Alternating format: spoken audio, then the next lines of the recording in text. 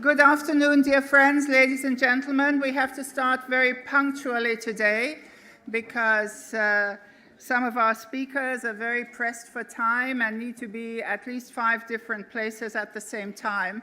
So we're very thrilled that they agreed to join us here for the briefing, but we do have to respect their timetables. I'm Ilona Kickbush. I'm the director of the Global Health Center here at the Graduate Institute, and I'd like to give you a special welcome. And please, our partner in crime, John. Hello, I'm John Lang, Senior Fellow for Global Health Diplomacy at the United Nations Foundation. Welcome to you all. So we've slightly adapted the program because of the other responsibilities some of our our speakers have, and therefore it's my great pleasure to first ask Peter Singer to join us here on stage. Peter is a senior advisor to the Director General of the WHO and has played a critical role in producing the 13th General Program of Work. There's no one better to introduce us to this. Sadly, Peter can't stay for the discussion, but we have found somebody who has been just as intricately involved and who will join our panel. So, Peter, why don't you come up here and just head off?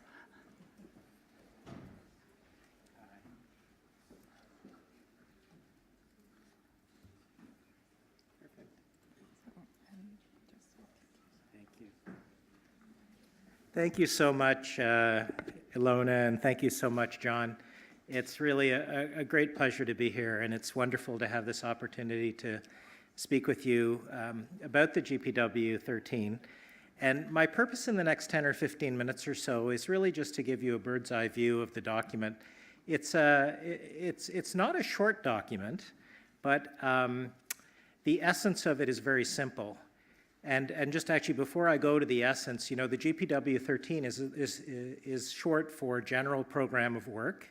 It's the 13th General Program of Work of WHO. And General Program of Work is WHO speak for strategic plan. So essentially, this is WHO's strategic plan. It's the 13th strategic plan WHO's had in the 70 years of its founding. And it ushers in the ideas and the strategies of Dr. Tedros. It represents quite a significant shift from previous approaches, and there's a number of major shifts that are outlined in the plan. But this slide really, I think, captures the essence of what is at the heart of GPW 13. This is a picture of Dr. Tedros in Madagascar with a young boy. And this young boy survived from plague because of the actions of the government of Madagascar, partners, and WHO. And this picture, I think, really captures the essence of what GPW 13 is saying. And very simply, it's saying achieving impact for people at the country level. There's a lot of paragraphs, there's a lot of pages, but at the heart of it is that simple concept of impact for people at the country level and measurable impact for people at the country level. So everything else that WHO does, its normative work, which is to be strengthened, all the guidelines and documents it produces, all the work it does, is at the end of the day, or even at the beginning of the day, geared towards achieving impact for people at the country level. That's pretty straightforward and easy to understand. Raise your hand if that makes sense to you. It's a common sense strategy. Now, to get there is a little bit more complicated. And this, think about this slide almost as a roadmap to the entire document. And I'll walk through the roadmap with you. And a lot of people obviously have contributed to the GPW 13, and it really is a document that's owned by member states. Its status is that on Tuesday afternoon, the World Health Assembly will hold a vote with regard to approving it. It's been recommended for approval by the World Health Assembly by the Executive Board that met in January. there was a large process that led to that, starting with the internal consultations, regional committee meetings, a special executive board session in the fall, a second executive board session in January with a couple of days of discussion, at least by the executive board over those 2 sessions on it, and then recommendation for approval. Lots of comments on Twitter and lots of engagement. It probably is one of the most consulted strategic plans that WHO has developed. Anyway, where I wanted to get to with that is also to acknowledge the input and thinking of Ilona Kickbush, who's here, who also helped, among others, to shape the plan. So thank you, Ilona. This overall strategy, this slide shows you really the overall strategy. Starting at the highest level, actually it's not even on the slide, but the GPW says the vision of WHO, and then it goes back to WHO's constitution, talking about highest attainable standard of health. The mission, and it's very interesting, I mean, obviously WHO's had a mission over the 70 years, but it's never had an explicitly stated mission. But the GPW says its mission is to promote health, keep the world safe, and serve the vulnerable. And if you walk up now beside WHO where there's construction and you see the blue awnings on the fence on the side of the construction, that's exactly what it says on those blue awnings now. If you were on the run this morning, for example, you would have seen it. So if that's the vision and mission, what are the strategic priorities? The GPW really talks about 3 strategic priorities: achieving universal health coverage, addressing health emergencies, like what we see in the Democratic Republic of Congo today, and promoting healthier populations. And I'll come to a little bit more detail on those in a moment, because they've been put together as kind of the triple billion target that you might have heard of. Universal health coverage, health emergencies, healthier populations. And the whole thing is encased in, if you will, the chapeau of SDG 3, ensuring healthy lives and promoting well-being for all at all ages. And so the plan is very much based in the SDGs, it's based in SDG 3 and other health-related goals, and its overall goal is ensuring healthy lives and promoting well-being for all at all ages, like is the goal of SDG 3, with these 3 essentially strategic focal points, which are ways to address the SDGs. The first 2 actually are themselves elements of SDG 3, and the third one can be thought of as addressing social determinants, multi-sectoral risk factors, health in all policies, but in a way cuts across all the elements of SDG 3. So far we have mission and vision, we have strategic priorities, but then the plan goes on to talk about strategic shifts. And the strategic shifts, think about these as ways of working as opposed to substantive foci, which is what the strategic priorities and goals are. And there's 3 strategic shifts: stepping up leadership, where there's a very strong commitment throughout the whole plan to gender equity and human rights, for example, but this is also about diplomacy and advocacy. In the middle, driving public health impact in every country, and the idea that every country will follow its own route, as it does in the SDGs. And then finally, focusing global public goods on impact. And there's really 3 things envisioned in that box on global public goods. One is the norms and standards, the normative work, everything from the Framework Convention on Tobacco Control and the International Health Regulations through to the public health guidelines that WHO produces. That is really the core and essence of WHO's work, and Dr. Tedros has made clear that that will be strengthened even as the work in emergencies is stepped up. Secondly, data, and there's an impact framework sitting behind this plan, and the person who developed that will be Dr. Samira Asma, who will be on the panel, and then research and innovation. So those are the 3 strategic shifts. Think about them as higher order, higher level ways of working. And then under that, there's a list of organizational shifts, which really are the internal operating mechanisms of WHO that require reform in order to implement this strategy. And those bundled together have also been called the transformation agenda. So if you've heard of the transformation agenda, essentially that's the box at the bottom. So in summary, vision and mission, 3 strategic priorities, 3 strategic shifts, which are higher-order ways of working, and then all the internal things you'd need to do to make sure that an organization working in partnership, of course, can deliver. And I should actually mention that those strategic goals, obviously in green, are not things that WHO can deliver alone. They're joint goals of WHO, member states, and partners. Anyone unclear on this? Raise your hand if you're unclear on this. Raise your hand if you're clear. Okay, you now understand the GPW 13. We just go on a little bit for 2 more slides. This slide really zeroes in on that green part, which is those strategic priorities. And to my way of thinking, this is there's a number of very significant shifts in GPW 13, but to my way of thinking, this is the major one. It is actually setting targets and focused targets that are measurable and that can be tracked. And this slide illustrates what's called the triple billion target, and that's 1 billion more people enjoying better health and well-being, healthier populations, 1 billion more people benefiting from universal health coverage, UHC, and 1 billion more people better protected from health emergencies. And I purposefully switched the order to show that the order in the previous slide didn't matter. And actually, at the root of a lot of it is this idea of healthier populations, which again tracks to social determinants, multisectoral risk factors, health in all policies, and those kind of things. So this is the triple billion target.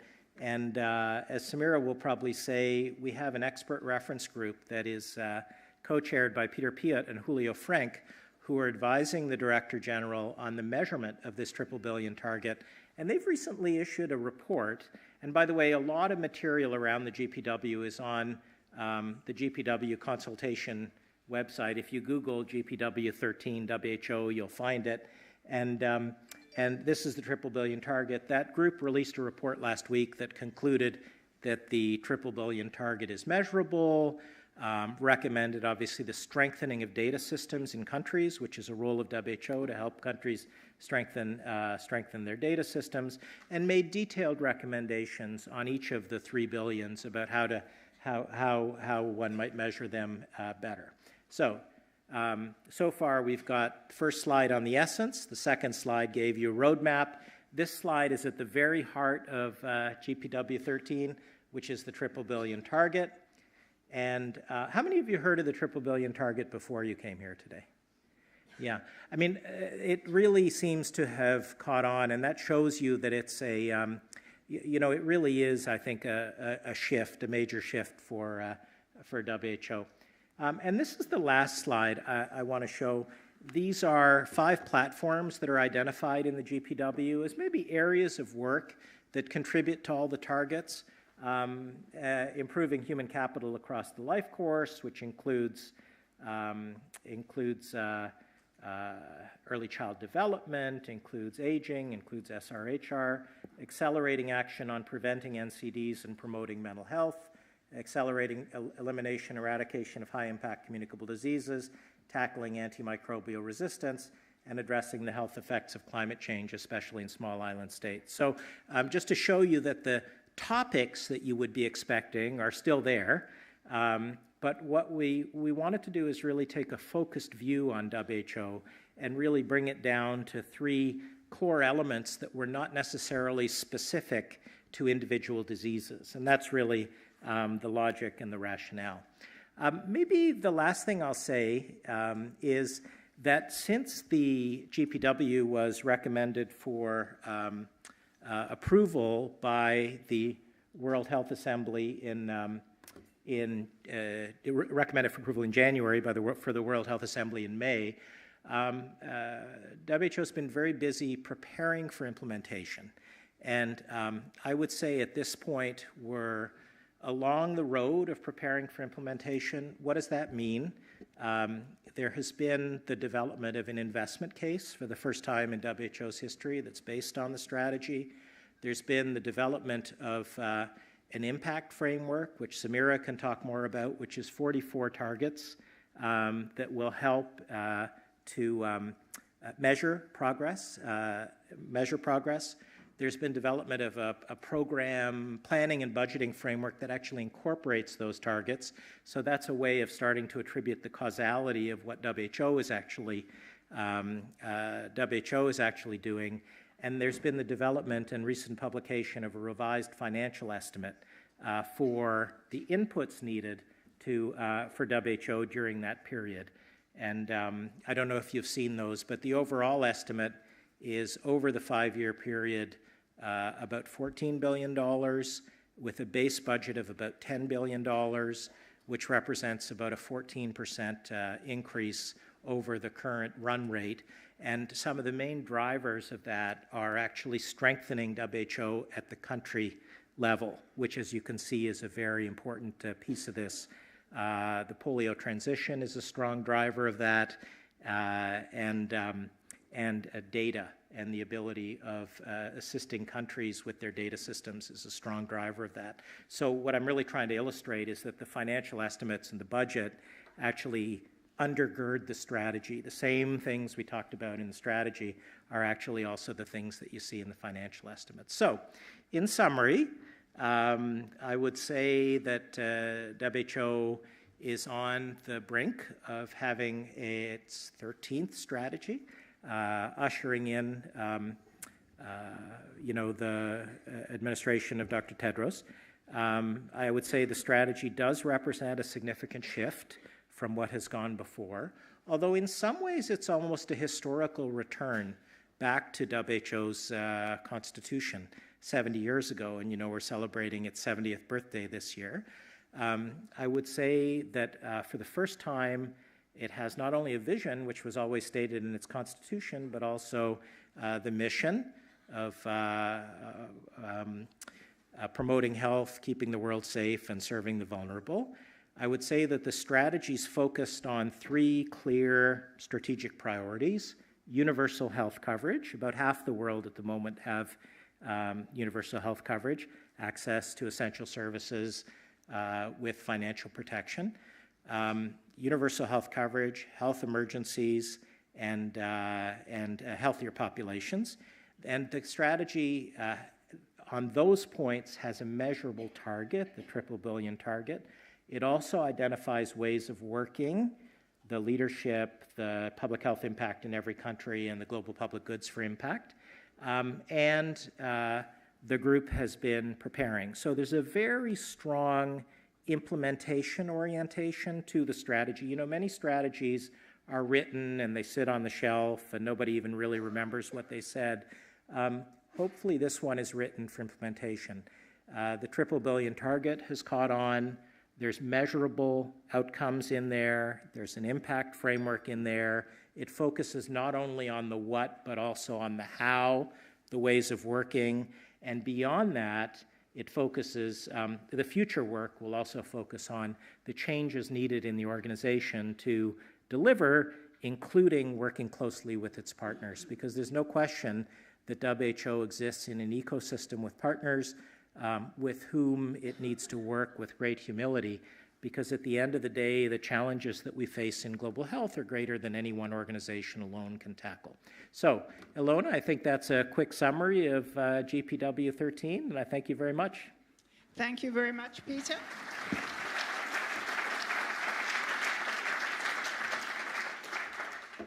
And thank you, just stay here for 1 minute.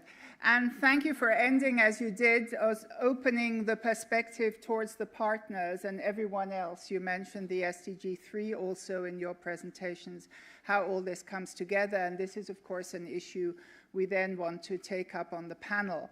But I wanted to ask you something personal.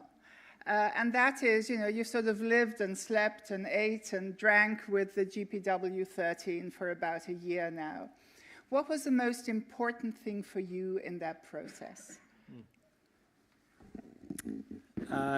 For me, it's always the human stories. At the center of the work has to be an image like the slide that I showed you in the first slide. At the end of the day, the only thing that really matters is not a strategy on paper, but measurable impact on real people. The situation in global health is not what it should be. and it can be much, much better, and WHO can play an essential role, but only if each and every one of us, and by the way, that's a challenge I would give to each and every one of you as well. Think in your mind's eye of somebody that you have met in country who maybe couldn't access health care and suffered and maybe died as a result, or somebody that needed prevention services or health promotion services for healthier living. Think about it in your own country, given the universality of the SDGs. Think about it in countries you've traveled to. And what I would encourage you to do is hold in your mind's eye that image of that person. And if all of us do that, and all of the partners of WHO do that, and all of the staff at WHO do that, we will not be arguing over little clauses here and there. We will unite in a focus to make the improvements in world health that are not only necessary but also attainable. So, short answer, for me, the most compelling moment is always the human moment, and everything one is drafting, or this was really drafted by member states, shaping, steering, what have you, should be oriented towards that human experience of health improvement, of someone who is vulnerable, who's left behind, who shouldn't be left behind, and who deserves the same right to health as each and every one of us in the auditorium here. Thank you. Thank you very much, Peter. And I think that's a message that we're starting to understand with greater clarity, that when we speak of WHO, it's not, just a building up there on the hill, some abstract organization, but that between us and the organization and the member states, there needs to be developed a new kind of social contract, a new kind of joint responsibility for achieving SDG 3 and everything that comes with it through the Sustainable Development Goals. So I hope as we continue to discuss matters here, of course we need to discuss also some sometimes very tedious negotiation processes, but what lies behind that is something that's very real and very tangible, and for which each and every one of us also holds a responsibility. How we advocate, how we support, what kind of messages we give, and in what way we will be able to pick up what Peter has shown us here. This is not just a strategy of the organization per se. Just as I always say also today, we don't only celebrate 70 years of WHO as an organization, we celebrate the Constitution. And that Constitution is one of the most radical documents this world has. A Constitution that gives us a definition of health, a Constitution that says it is the social responsibility of governments to protect and promote people's health, and a Constitution that gives the organization that represents this treaty-making power. And that is something we always have to keep in mind again and again and go back to. So thank you again, Peter, for sort of opening our mind. We'll come back to a number of the technical issues around it, some of the political issues that we need to address, and you've already indicated also some of the financial issues that come with it, and we have to look into that. We'll have a quick glance now, as we do every year, on how does this World Health Assembly actually function. And we have Gianluca Burci with us, who was at one stage the head legal counsel of the World Health Organization. He's now with us here at the Graduate Institute and with our Global Health Center. Gianluca, thank you very much for coming again and for giving this short overview. And here is the... Thank you.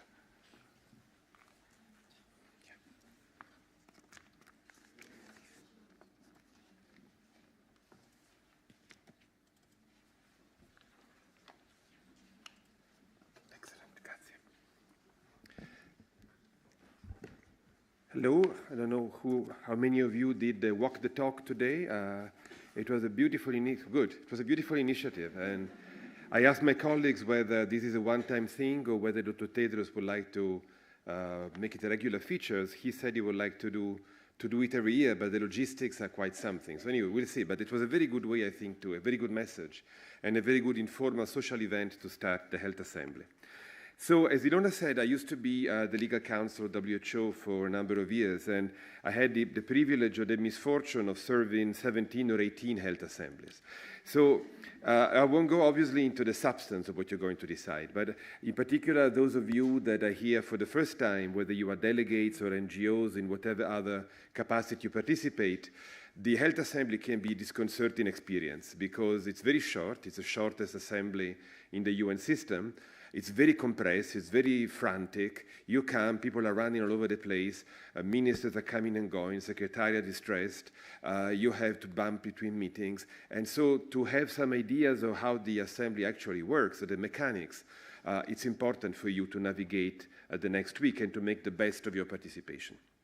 So I'll keep it brief, and I know there are veterans in the audience that maybe already know much more than me about these topics. I would like to touch 4 issues. The first make basically the bones of the Health Assembly. The first is who participates. So once again, you come to the plenary on Monday or Tuesday, you go to the committees, people all over the place with different badges. Who are they? Who participates? Obviously, the first participants are member states. So formally we have 194, but we never have the full complement coming here. For some it's too expensive, it's way too far, but many travel very long distance just to be in Geneva for that week. And that, I think, shows the importance of the Health Assembly for many reasons. Many ministers come, some ministers only for 2-3 days, then to go back to capitals. But don't underestimate the symbolic and political importance for member states. If you belong to a delegation, you know you have to give in your credentials with your names. They will be examined by credentials committee. That's a fairly formal technical process, except when you have political problems within countries. Like, for example, the last I bumped into was Libya in 2011, when there were 2 governments that claimed to represent the same country. Then the credentials committee becomes a fairly political body. The second big categories of people that you will see moving around are intergovernmental organizations. It's the United Nations, UNICEF, other specialized agencies, the European Union, the African Union, important partners for WHO. And they participate when they conclude an agreement with WHO. The latest addition, as far as I know, are the South Center, which is a small organization really devoted to the Global South cooperation here in Geneva, and the African Union. The European Union has a bit of a more privileged position because they always invite you to participate in closed meetings sometimes, which other organizations don't, because they have competencies that member states have basically transferred. So you will see them sometime in closed groups, and that is why they participate there. Another important participant is Palestine, invited many years ago by the Health Assembly, that has important rights of participation, almost participates like a member. Then there are observers that are sometimes a bit of a historical phenomenon, like the Order of Malta that was invited in the 50s, but they participate quite actively. But most importantly, partnerships like the Global Fund that are important actors in global health. They participate at the invitation of the Director General. And then finally, public and the media, the voice and the face of the people out there that don't necessarily are not accredited or affiliated with any participant. There's a lot of pressure to come in. The proceedings are now webcasted, so the pressure to be physically there is less because you can see on your computer what is actually going on. But obviously, transparency is a key ingredient of legitimacy. So the fact of being open to the public and being open to the scrutiny by the media is very important. You will hear this terrible acronym, FENS, which stands for Framework of Engagement with Non-State Actors, adopted 2 years ago by the Health Assembly after several years of difficult negotiation. And they're being sort of revolutionized in a way, the way WHO engages with non-state actors. And they importantly added two categories to the people that can attend the health assembly. One is business association, that before were lumped together with NGOs. Now they have their own identity. But very importantly, philanthropic foundation, like the Gates Foundation that was admitted to participate in 2017. So you have more richness, more variety in participation, which I think can only enrich the debates and the importance of the health assembly. So what is discussed? You go to the website, or you have in your pack of documents the agenda, and you see a document which is the end of a long process. And sometimes you need to go through the process to understand why the assembly is discussing what, and what the history of those issues are. And that's very important. You see the end of a longer process. The agenda, as you may know, is actually prepared by the Executive Board. When it meets in January, one of its main tasks is to propose an agenda to the Health Assembly. That agenda is discussed by what we call the General Committee, which is like the Bureau of the Assembly on Monday. The General Committee normally never takes items out, but it recommends allocation to the committees and so on. And then it goes to the plenary, and it's adopted normally on Monday afternoon. But why does the agenda look the way it does? And oversimplifying a bit, there are four main categories of items. Some are new items that are proposed by member states, are proposed by the Director General, sometimes by the Regional Committee. They go through the board, and they come to the Health Assembly. The second are, and sometimes they are in quantitative terms, the biggest part of the assembly. That's something that the reform tried to address. Reporting requirements, things that were discussed for a number of years, but the assembly decided that the Director General has to report at each assembly or over so many years and so on. And sometimes they clutter the agenda a little bit, but sometimes they are important moments to check the progress of a particular item. Other recurring items like human resources, audits, typical administrative things that are important and they come back every year.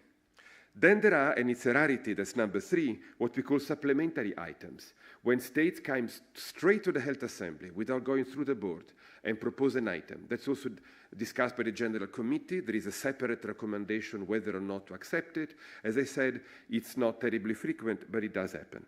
And finally, progress reports that don't require any action, but we have 20 progress reports this year, and states sometimes give a lot of importance to that. They're important items for them, so they make interventions, and they take quite some time in Committee A or Committee B. So how does the WHA work? Again, it's a short session, it's very compressed, things happen a lot in parallel, can be confusing if you're here for the first time. The Secretariat for the last 2-3 years has set up an app for your tablets or smartphones, a WHA app, which is tremendously important because it tells you in real time what is happening where. Especially for small delegation, you need to know where to go or you risk wasting time and getting in trouble with your minister. So that makes your life quite easier to navigate. So let me jump straight to the next one, which is more important. So the work is divided in different fora. The first is the plenary. You come on Monday morning, the plenary is packed to capacity, everybody's there, great solemnity and so on. But the assembly doesn't do much of a substance. It has a general debate, there are no more speeches by minister, it does housekeeping, and then it adopts a recommendation by the main committees, which is where the action is. Then you have the Credentials Committee. I won't say anything more about it. You have the General Committee. I spoke about that. It looks at the agenda, organization of work, and importantly, the candidatures to the Executive Board to go through the General Committee. The main action is in the two committees, Committee A, Committee B. Committee A is the most substantive technical committees, including budget. Budget is part of the programmatic issues. Committee B is more administrative, financial, oversight, legal, but it also, importantly, the first item in the program of work of Committee B is always health conditions in the occupied Palestinian territory. It's an item, as you can imagine, politically difficult. It takes quite some time. There is always a vote, so Committee B starts with a big drama. Committee A starts normally on Monday afternoon. Committee B starts only after the plenary has adjourned. And people ask, why? Why you wait so long? Because the Assembly decided long ago that there should only be 2 formal meetings in parallel in order not to make the life of small delegations too complicated. So that's why you have these time constraints and this sequence of meetings. And then obviously there are many informal consultations. There are what we call drafting committees. If you have draft resolutions with a lot of amendments that require work, sometimes you have informal diplomacy, people that go to the coffee shop and start negotiating resolutions. They're very effective sometimes. And also, yeah, if you take things informally and without much scrutiny, things can happen quite quickly and quite smoothly.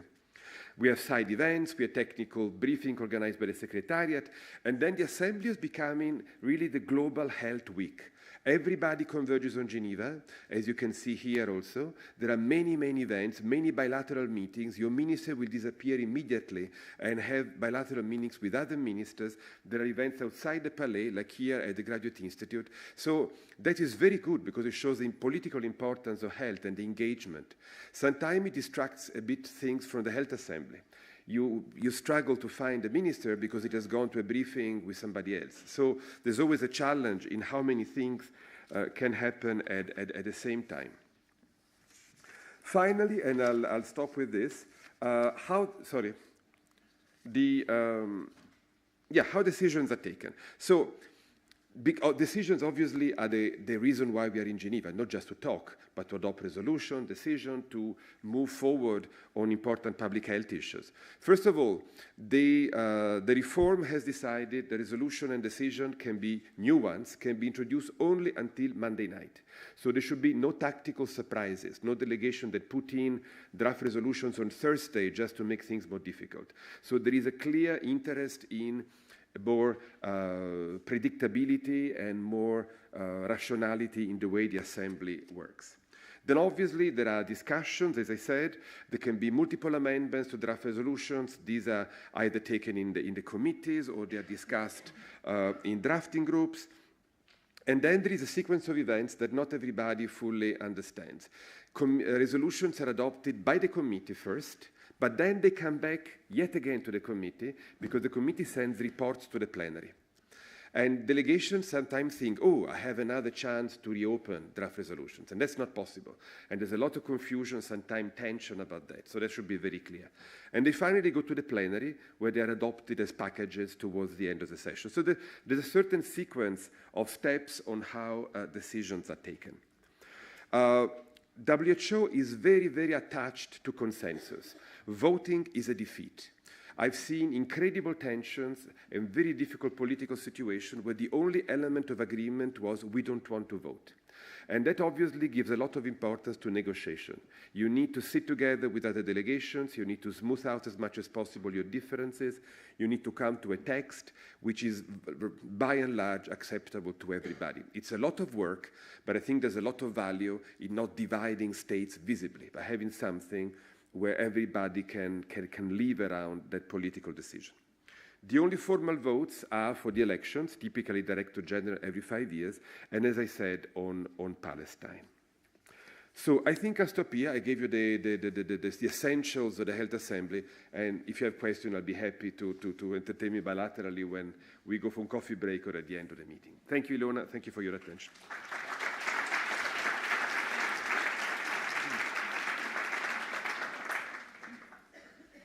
Thank you very much, Gianluca, for this great precision again to just give a feel for it all. Maybe 2-3 things just to add. If you go into the distant past of the WHO, most negotiations would have taken place during the World Health Assembly. Actually, at one stage in time, it was also longer. But the situation now is, because many of these issues are complex, have so many ramifications, that they are actually negotiated and prepared all through the year. And particularly here in Geneva, the health attachés play an incredibly important role in helping prepare that, in being in regular contact with the capitals, in speaking also to other stakeholders, etc. So you can actually start out from the fact that there's an ongoing negotiation process before and after World Health Assemblies. That's very, very critical. And that's also, again, important for a role that you might have, that sometimes maybe what you try to influence in your capital might be just as important as being physically here in Geneva during the assembly, because also many things have already been negotiated before people come here. You heard, this importance of having consensus. Nobody really wants to fight here. So I want you to keep that in mind. At what point in time, at what place do we try to advocate, to lobby, to influence, to make our voice heard? And that's where we frequently say good global health begins at home. That is, checking on positions, working on World Health Assembly agendas, and speaking with those people that will be on the delegations here in Geneva. Another thing that's very close to my heart that I'd like to mention, and that is the composition of the delegations. You will have seen some figures from Women in Global Health highlighting that still there is a certain gap in how many heads of delegations are female. So that's also one of the things that we are trying to influence, to make member states aware of that, and actually the Director General himself is doing that in relation to the composition of delegations. And that is also something you can look at. And also the composition of delegations in terms of the very different types of people who are invited to come. Some countries bring along members of parliament. Some countries actually have NGOs as part of their delegation. So that's also worth looking at and exploring as you go back to your countries and as you try to understand that better. Who has a voice? Who can be part of the negotiations? So it's my great pleasure now to ask the first panel to come up here and join us. We have a good tradition here at the Graduate Institute. You have a briefing paper that gives you the detailed bios of the speakers and panel members, so we save time by not having to read them out each and every time. I would now like the members for the panel discussion to come forward. Dr. Samira Azma, who's the Director of the Office of the Assistant Director General, Health Metrics and Measurement. She's already been mentioned by Peter. Please come and join us, Samira. Anders Nordström, who's the Ambassador for Global Health at the Ministry of Foreign Affairs in Sweden.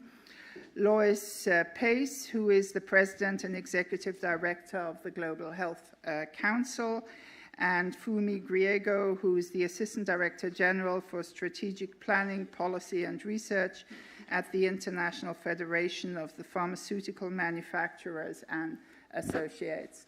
So thank you very much for joining us here.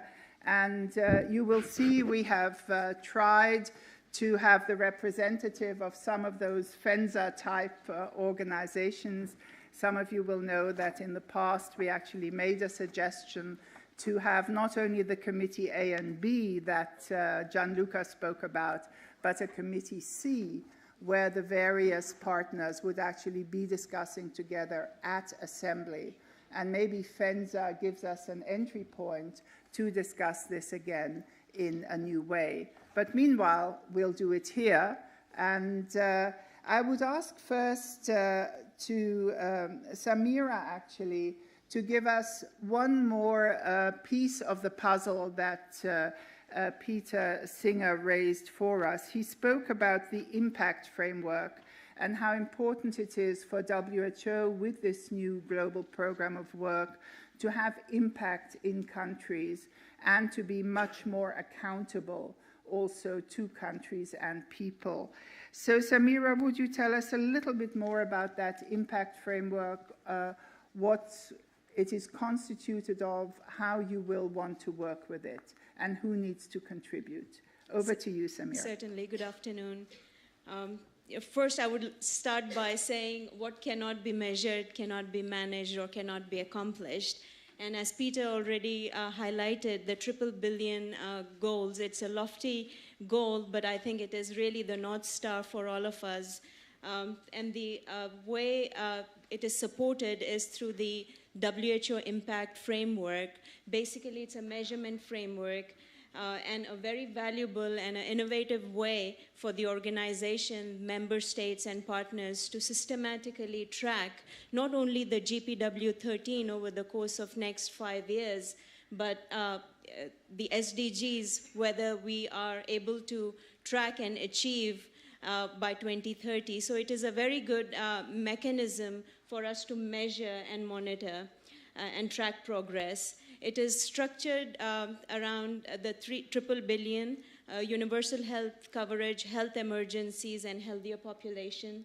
There are altogether 44 targets and indicators, and all of them, except 2, are aligned with SDGs and or World Health Assembly approved resolutions or action plans. The 2 that are not aligned are relatively new but very important. One is anti-microbial resistance. It is introduced in the preamble and the introductory note of the SDGs, but we have a specific 2 targets on AMR. The other one, I see Francesco here, it is about elimination of artificial trans fats. That is a new one, although identified in one of the World Health Assembly resolution of NCDs, non-communicable diseases, best buys. These targets and indicators basically were promoted and developed by the WHO technical programs, have gone through extensive member state review, input, as well as from partners, and it has been revised and updated and continue to do so. And Dr. Tedros also invited an expert reference group chaired by Dr. Julio Frank and Dr. Peter Peot to chair this expert reference group that are working towards putting together a very robust methodology, not only for global reporting, but as well for country and regional reporting over the course of the next 5 years. They have refined the measurements around UHC, health emergencies, and healthier population. And an integrated, overarching indicator would be healthier lives, lives improved. Indicator would be the one that would be used for overall measurement. One of the key challenges that I would like to highlight is this will all be dependent on robust measurement and data availability at the country level. And we know currently about 50% of the countries perhaps may not have very robust measurement and data gathering systems. And that is where I think the challenge will lie for all of us to see how those data systems can be strengthened. So Ilona, back. Thank you, Samira. We'll come back to that, and obviously you'll have a chance to ask questions. We'll just go through the panel first. I'd like to move on to Anas, who is really one of the most experienced people in global health at various levels. At one stage, 10 years ago, Anas, you were acting Director General of this organization.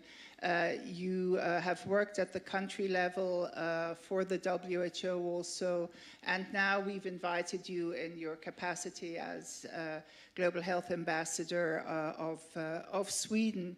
If you sort of take those 10 years of your life and you relate them to the general program of work, is this where WHO should be moving to? Are you satisfied? Would you have liked to push it even more? What's your position on this now? And please be very open. That's a very good question. I love that question. Overall, I'm happy. I think we're moving in the right direction, but there is one piece that I don't think we have gone far enough on, and let me say a few words about that. As you said, I'm happy you're saying 10 years. That makes me feel young.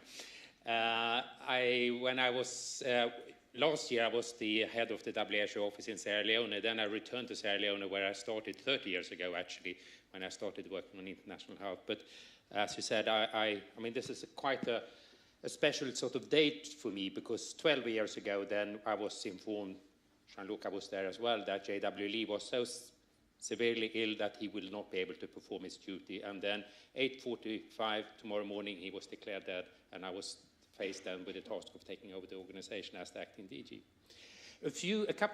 Just 1 or 2 years before that, I was responsible doing Peter's work, then basically managing the 11th general program of work. I would say that general program of work, at that time, we had an agenda of 7 big sort of health topics. It didn't make such a big impact. But what was important with that general program of work was that we defined the 6 core functions of WHO. We went back to the constitutions, and there are 22 functions in the constitution, and we modernized them and saying those are the 6 core ones. And I think they are still valid. And I think in the present GPW that we have on the table, they are now just a footnote, but I think they still are valid. The big difference in coming to what I like and what I don't like, possibly with the present GPW, is that the big difference is now that we have an SDG that basically sets the direction, that what the world needs to do is to focus on people's health, not just ensuring that people survive. And this is a huge difference in terms of what we need to do. It's not about health sector, it's not only about medical care, it's not about just getting maternal and child mortality reduced, it's about ensuring that we can live long and healthy lives. And this was a big fight when we're going to define this SDG agenda, and I'm extremely happy now to see that that is the overarching goal for WHO. So WHO needs now to become a health organization, not a medical organization. And I think the text and the wording in the documents moves very well in that direction. And I think the 3 main domains here, the 3 pillars, the 3 billions, when it comes to UHC, when it comes to emergency, yes, I think WHO is getting it. When it comes to the 1 billion on healthy populations, I'm not sure. I'm not happy enough with this. I would have seen much more to the point in terms of multi-sectoral work, what is needed to be done beyond the health sector. And healthy populations could have really included that. Today is a little bit more of a, if I may say so, a shopping list, you asked me to be frank. And I think WHO we still have some work to do. What is needed to make sort of societies more healthy? And I think what we did this morning with the walk to talk was a brilliant example of that. We need to find opportunities for people to make more healthy choices in their daily lives. Physical activity, food, clean air, gender equality, education. That part, I think, this GPW takes us in that direction, but I would have liked to see a bit more. What is also new with this GPW compared to the one when I was coordinating it is that we have a target, we have a goal, 3 billions, brilliant. When I joined WHO in 2003 with J.W. Lee, he then came with the idea, together with Jim Kim, who was then the head of the HIV/AIDS department, with a 3x5. 3 million people on treatment by the year 2005. Nobody believed that that was going to be possible. It was possible. And today we have 22 million people on treatment. So the 3 billion target here, I think, is something extremely good. A target pushing us to begin to measure, to see whether we are really making a difference. And the last one, which is also new with this GPW, which we haven't had before, is also about how to do it. So there's quite a lot at the end here, both how the world needs to do it, but also how the WHO office needs to do it. And as I said, a year ago, I was heading the WHO country office in Sierra Leone, and what is in the last part of the GPW in terms of what needs to change internally in WHO when it comes to management, leadership, administration, I really like it. But now, of course, we as member states and partners need to support and work with WHO to make it happen. So overall, I'm very happy. I'm very happy that WHO is also taking a lead, and I think we are getting more and more traction behind that. Germany, Berlin, now the invitation to come to Berlin, I think it's an example that WHO is asked and recognized to be the lead when it comes to global health. Thank you. Thank you, Anders. Luis, let's move on to you. And for a long time also, there has been a critical voice from civil society about, how outspoken is WHO about human rights? How outspoken is it about gender issues? How willing is it to listen to the civil society voice or even give civil society a voice? In your recent experiences, particularly around the 13th General Program of Work and its content now, has WHO progressed in these matters? Yeah, I would say so, Ilona. I think especially just looking at this current process, it was really, and I'd love to hear Anders' take on this given your background in history, but it was noticeable the way that leadership was trying to engage civil society as part of this process from very early on in the planning stages, really putting a call out to people outside the government sector to say, hey, what do you think about this framework? They hadn't even fully cooked the plan yet. You know, they had just this concept that they shared with all of us.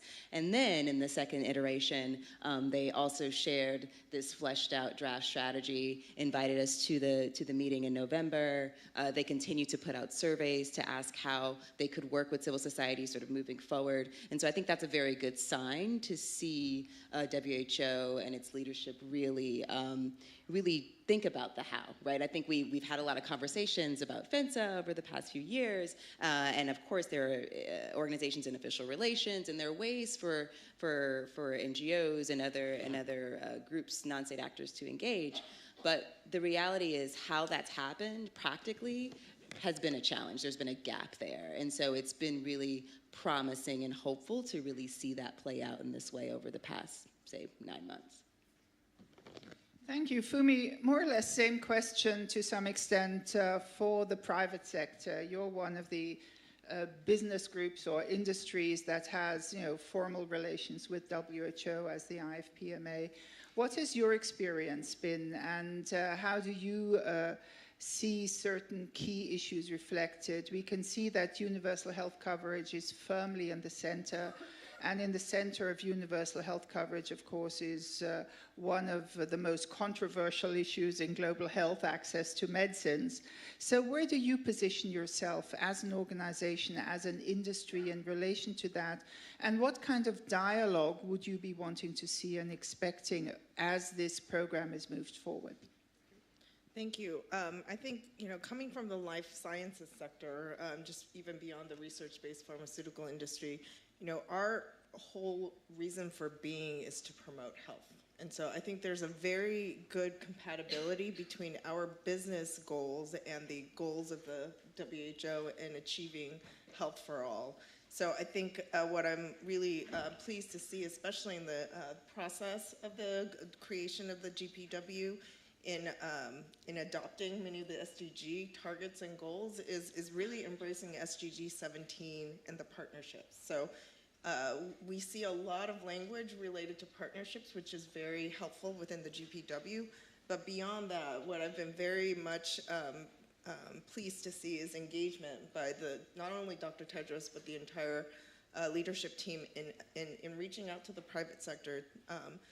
Knowing that we won't agree on all things, and we definitely need to manage conflicts of interest, and Influenza creates an opportunity to really clarify what that could look like.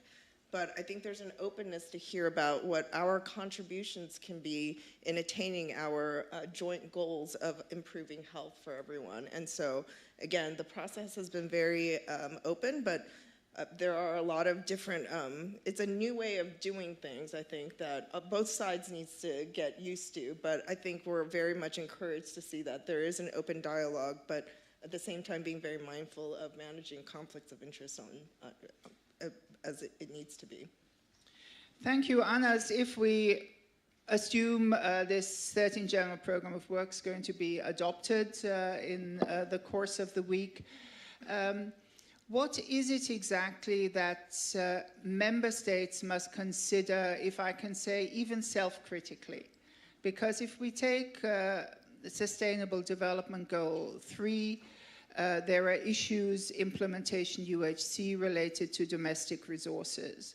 There are issues of global public goods related, let's say, to the financing of the contingency fund of WHO for emergencies, or the budget of the organization itself.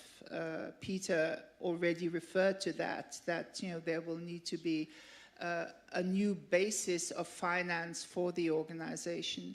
So what must member states do when they fly home from the World Health Assembly? And are there any conflicts between member states that could stand in the way of being able to move forward?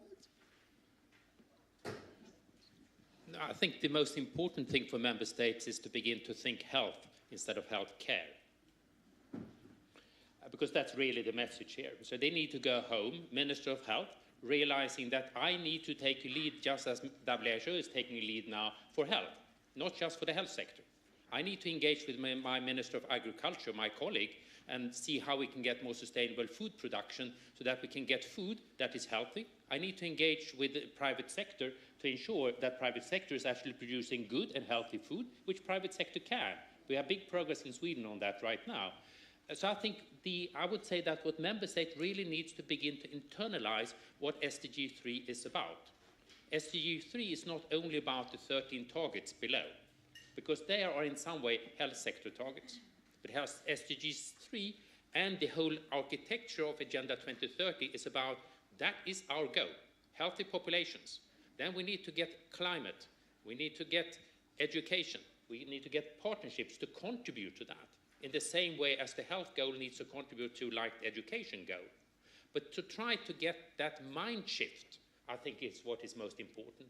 Because if countries begin to think what we have in terms of global health challenges right now, it's not Ebola. When I was working in Sierra Leone, that I would say was piece of cake to come to an end with Ebola. Then we had maternal and child health deaths. We had the highest maternal deaths in the world. But we know what to do. It's just hard work. The most difficult thing is that the society is getting less healthy. Parents are taking their children to school in cars. That creates chaos.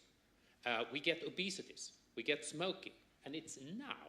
And this will need a totally different approach if we're going to tackle this. Urban planning, food systems, etc. And that mind shift, I hope that at least some member states will begin to think, based on this GPW now, that it's no longer only about health service, and it's not only about universal health coverage. And that's what I said. I'm concerned about the third pillar here about healthy populations. The other ones are important as well, absolutely. Health sector, health service is important. I'm not saying that, but we need to take that step beyond, especially if we're going to keep our populations healthy, if we're going to keep costs down, and if we're going to enable people to work and to be productive. Good for private business. Lois, does civil society also need to go through a mind shift, or are they already there? That's an interesting question. I will answer that question, or attempt to answer that question. I wanted to respond to Anders too, because I do think that shifting the way we view health, or really focusing on why we think we're all here, right, public health and not just health care, is a great opening for civil society, because we're not all medical doctors and sort of technically or clinically trained, and it sort of really opens the doors for true engagement and broad engagement in a way that really will tackle these big, hairy, audacious agenda items. So I just wanted to echo that and really say we are ready to be brought in that sort of way across the public health spectrum. So to that end, I do think there's a level of readiness. I do think that some of this demand has actually been bubbling up from the ground up, right? And it's really been people who are working on the front lines in the fields, or just living with these diseases, living with coming out of pocket for expenses, living with not being able to make these healthy choices. I mean, it's not just on the individual, right, and sort of lifestyle issues. It's around the policy change that needs to be put into place so that they can have a better opportunity for access to care, or access to health, excuse me. And so I do think that maybe there is some work that we can do, to your point, around kind of adjusting to this new normal, adjusting to being brought to the table.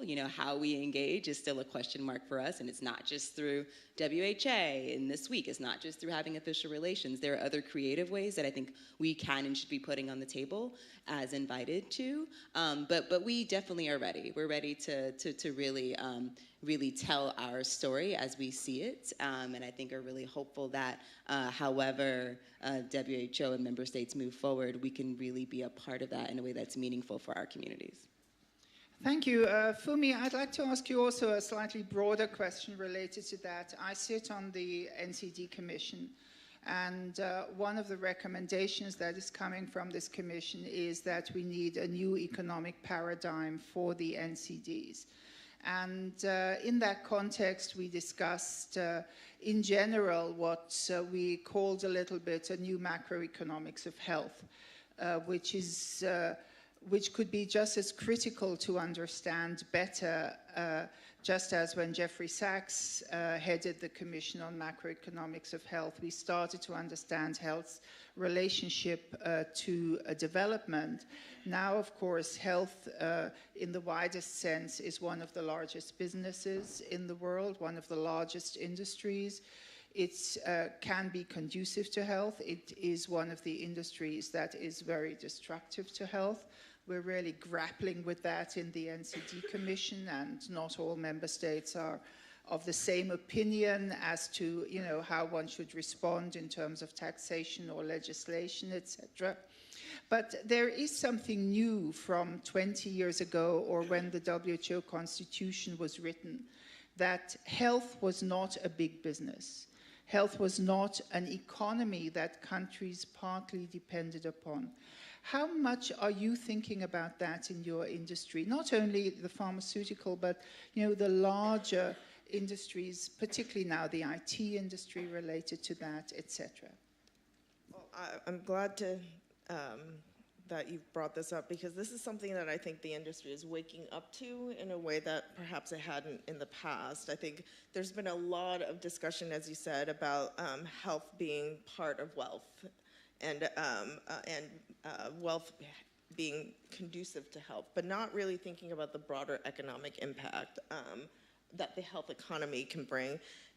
Even looking at a topic like achieving UHC. Now, each country needs to find its own path, figuring out the right balance between private sector or public and private funding for health. But regardless, in order to create the health systems and the delivery mechanisms, there is a role in most countries for private sector to contribute. So even in a country like the UK, where there is a nationalized health system, there are a number of private players that underpin the service delivery.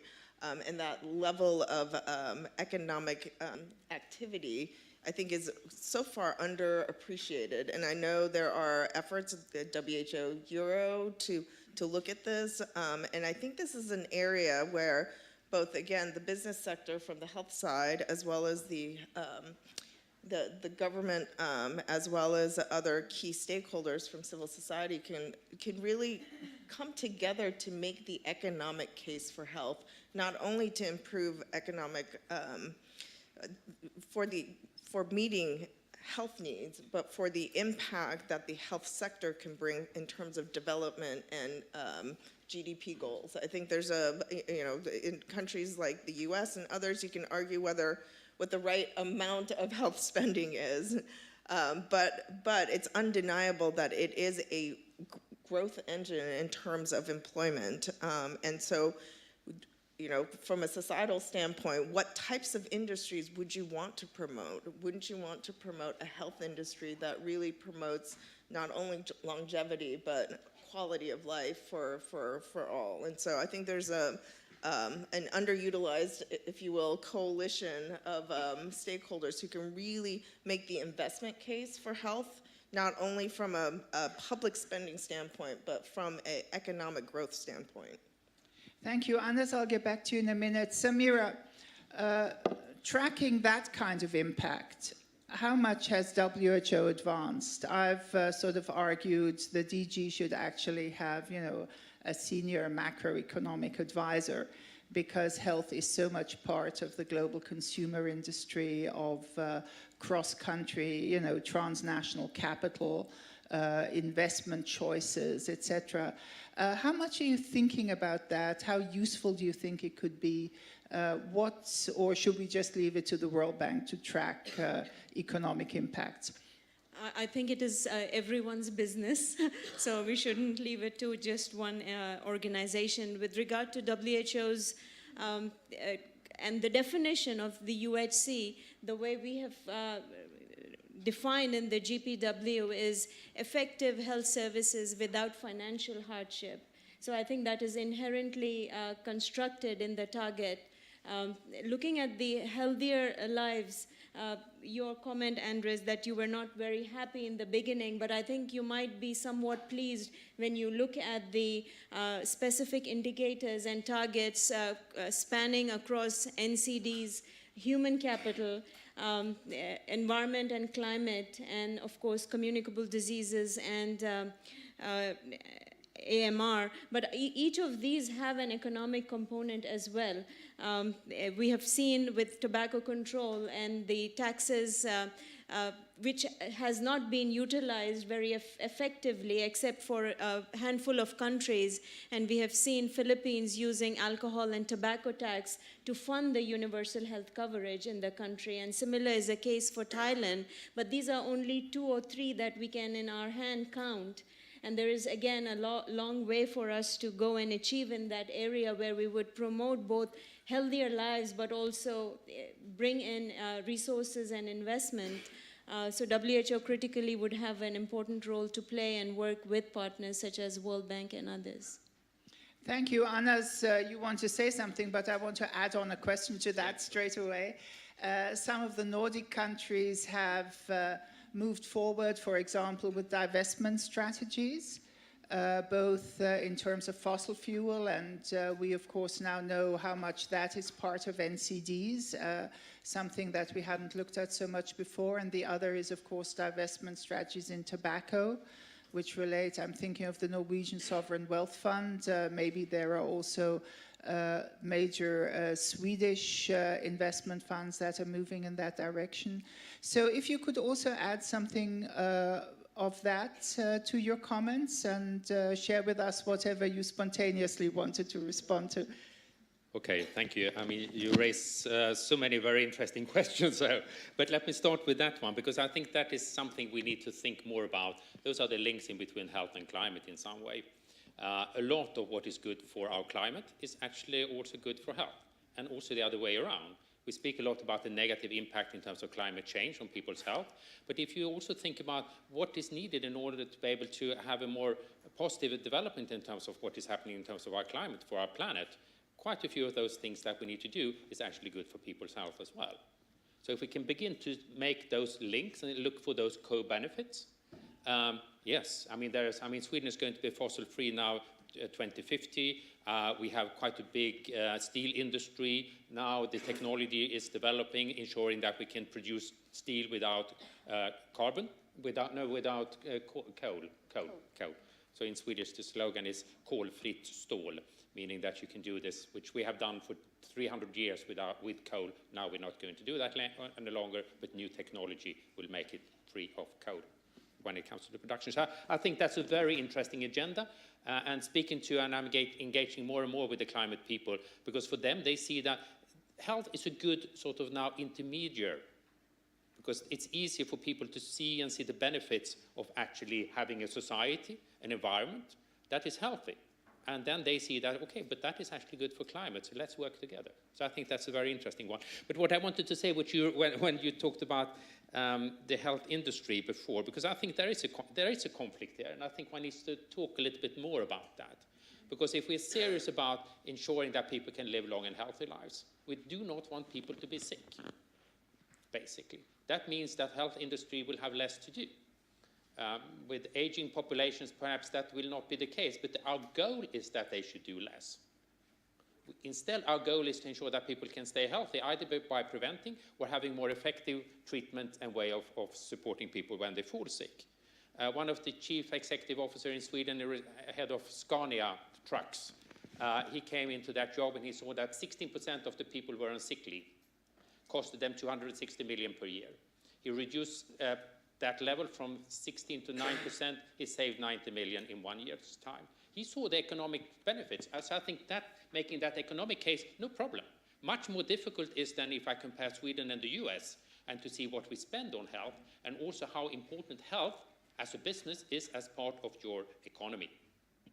So, I mean, there are issues here when economy is depending on that we are sick. And that, I think, is something we need to begin to speak about. We need private sector. I'm fully supportive of private sector. We need private sector to do quite a lot.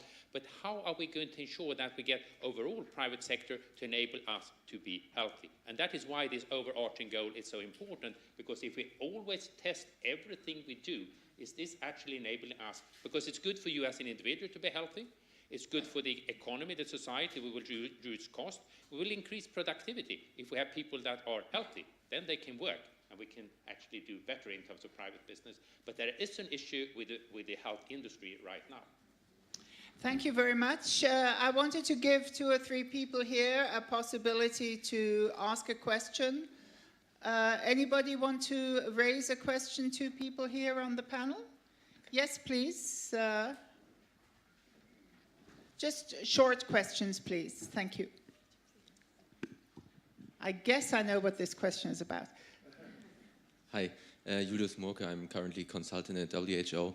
It's to Samira about the impact framework and the issue of mutual accountability. So what are mechanisms in the impact framework that actually ensure that everybody's business does not become no one's business? So that mutual accountability does not become no accountability. Thank you. There's a question here.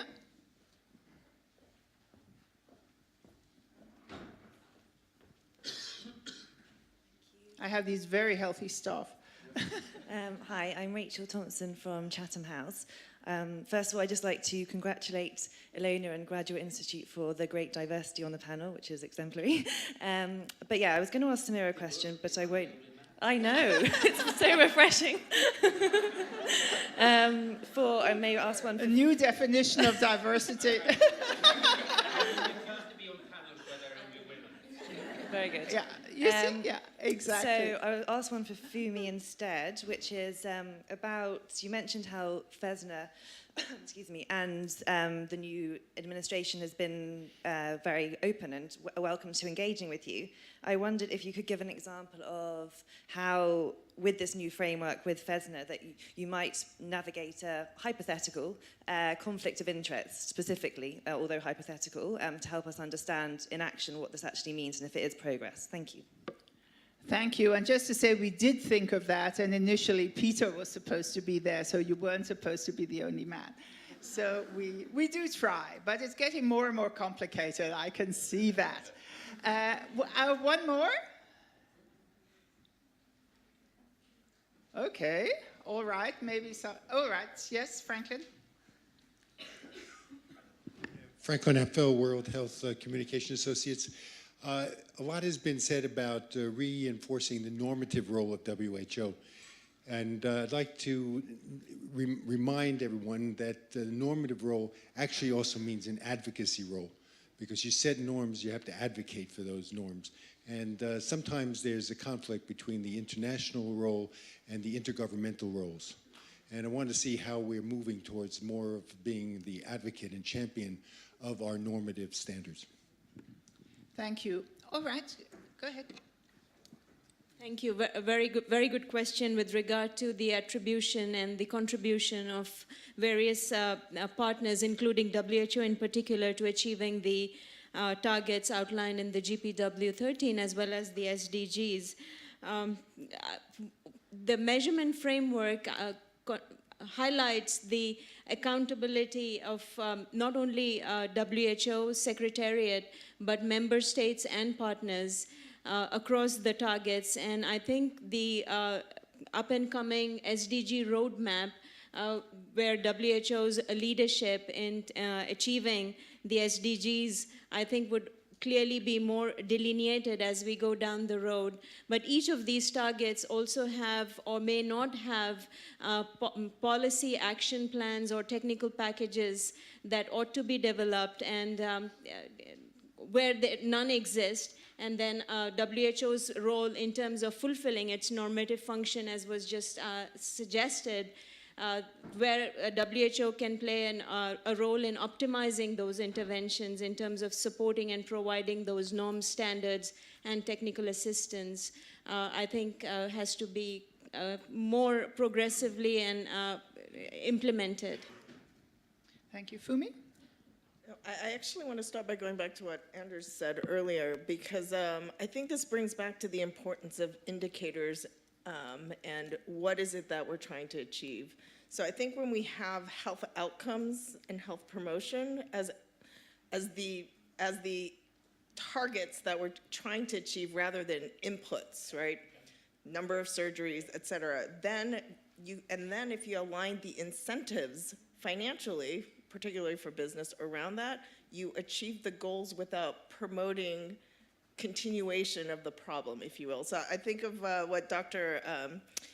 Jim Kim has said, there's an epidemic of hospital building, right? We need to realign the incentives within the healthcare system to reward outcomes, not input. And I think that's something that the pharmaceutical industry is really interested in doing, because we believe that our contributions to the healthcare system can be ultimately a cure or prevention through vaccines and other means, but also things that extend and promote health. So again, I think in the system right now, in too many places, we reward input, and what we really need to do is reward outcomes. And this is also the way in which I think we're working with WHO to see if we can come up with ways in which to engage where we are trying to achieve health promotion without conflicts. And so one of the things that we've discussed, and Dr. Tedros has said to our leadership is, work through the association. Because as a group, we can work on public policy issues in a way that is targeted at these outcomes that we're achieving, rather than the appearance of promoting specific products. So we are an evidence-based industry, and we fully believe in clinical guidelines and other sort of science-based mechanisms to promote the patients getting the right treatment at the right time. And so what we can do coming together through an association is promote those science-based decisions rather than, shall we say, self-promotion or particularly narrow promotion that may be a conflict between what the overall health goals might be and individual interests. So I think there's a number of different ways in which we can safeguard it through working through in a collective means with a public policy, public health focused goal. And I think the way that, something like FENSA should be a tool to enable collaboration rather than a tool to prohibit collaboration. And I think what I'm really encouraged to see is that the leadership of WHO is approaching it as, what can we do together more and manage the conflicts, rather than, in order to avoid conflicts, what is the small space and area where it's safe to engage? And I think back to my days working in the US government. There were certain lawyers I would go to in order to help me facilitate a particular policy outcome that we were trying to achieve. And then there are others who I went to see what we can do to throw some legal barriers to stop something that we didn't want to do. And I think what I'm encouraged by is the WHO's approach is, how can we work together in a way that manages risks on both sides, in a way that achieves the public health goals.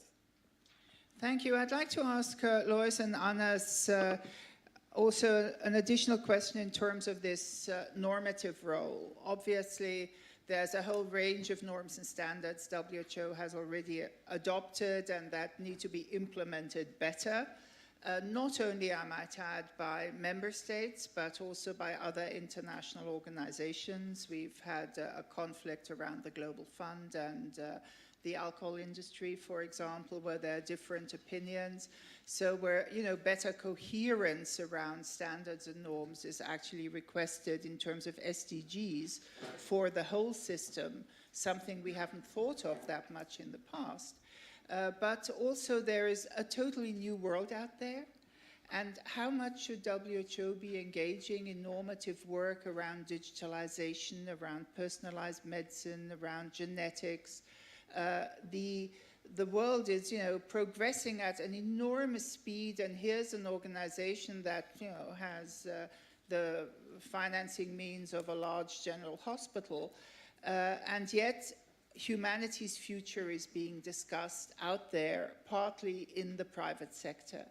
So what is your advice as WHO moves forward while it's implementing the 13th General Program of Work? what should it sort of say, my gosh, these are issues of the future that are very close and that we jot down, remember for the 14th General Program of Work? Anders, do you want to start? And Louis? I mean, my only message is get a new generation in. I mean, just to give a small example, then I'm engaging a lot on those sort of wider health issues today, and food is one of the most interesting one. And there's a person in Norway, Gunhild Stordalen, who created a foundation, the EAT Foundation. And I had Gunhild for dinner now a couple of weeks ago, and the new head, who was actually with the nutrition program here in WHO, Sandro, he just joined, and Sandro and me were cooking, and we had then some people for dinner. Then I invited my son, who's now starting a company doing digitalization, together with a friend who set up a new app for something around health. And the one that really got Gunhild's tractions and interest, the one that really made it, was my son. Because he knew he could answer your question, but I can't, sorry. Louis? Well, I would bring it back to partners on both fronts. I mean, I spoke to this last year at last year's WHA when we were looking at new leadership under Dr. Tedros and thinking about sort of the future of WHO, knowing its limited resources, right? I mean, here is this great agenda, but with limited capacity to really fulfill it. The truth is, WHO doesn't need to carry all that water, in my opinion. Right? I mean, I fully respect the role that WHO plays and obviously the member states that guide its work, but this is why all of us need to be at the table, because we are advocates. We know how to do this stuff, and I think if we are able to take up that call to action on WHO's behalf and walk arm in arm with them to promote it, they could be more successful. But no, they can't just do it all from Geneva or from the regional offices, in my opinion. I think it's similar with the normative work, too, and to Anders' point, you got to bring other people to the table who haven't been in these buildings for 10, 20 years, who are, I was just out in Silicon Valley last week, right? And talking to people out there who are definitely pushing the envelope when it comes to health. And guess what? They're not here this week, and there's a reason they're not here. So I'm there trying to make sure they understand WHO's role, how they could potentially partner. But I think that kind of thinking is going to be increasingly important because other people will continue coming into this space. We just won't know who they are, and WHO can be left behind. And so really opening the doors to partnership, I think, will be helpful on both fronts. I think it was a great question in terms of advocacy, but then also in terms of really ensuring that we as a global health community stay ahead of the trends, again, as Dr. Singer said, in support of people we serve first and foremost. Thank you. So sadly, we're running out of time. I've really enjoyed this panel, but I want to give them one last word.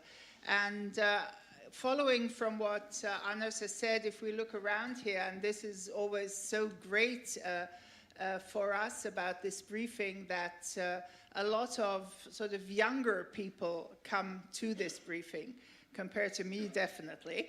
And we're really thrilled about that. And you just highlighted, for WHO as a 70-year-old organization to integrate this new generation, or one, it's probably plural already, new generations. And so I'd like to ask each of you just for 2 or 3 sentences to say, what should this new generation that's here keep in mind as they attend the assembly this week? And what is a message you would really like to leave with them? I think we're ready to put the responsibility on your shoulders, but we're here to help. And what is it that you'd like to really move forward, and what can the people that are here contribute to that? Would you like to start for me? Sure, thank you. I think 2 thoughts come to mind. I actually started my career more in the environmental field, so I'll say this. Think globally, act locally, because really health, and I think this underlies the theme of the GPW, we really need action at the local level. And so I think this is an important week for us to gather and think globally about the health issues, but the impact is going to come once actions are taken locally, and I think everyone in this room has an important role to play in that sense. The other piece, too, is I've been in Geneva for a year now. Last year was actually my first World Health Assembly, and coming from the outside, what strikes me is there's so much more we could be doing together in order to achieve health outcomes rather than sort of trying to play a zero-sum game here in Geneva, infighting, if you will. There's so much that we can do more if we band together and leverage all of our resources, because again, there are a number of things that we're going to disagree on, but I think we have more in common than not, and that if we focus on those areas, we can really achieve a lot in making the business case to the ministries of health, changing the incentive structures within the healthcare system so that we are promoting health and not perpetuating healthcare, if you will. There's a lot that I think we can do together if we sort of get past our corners, if you will, and come to the middle. Thank you. Samira? Sure. I joined WHO a month ago, and the reason was that this new era under Dr. Tedros, I think we are really seeing a new innovative way of working to advancing health. So my few takeaways would be that WHO is indeed open for passionate partnerships, so get involved.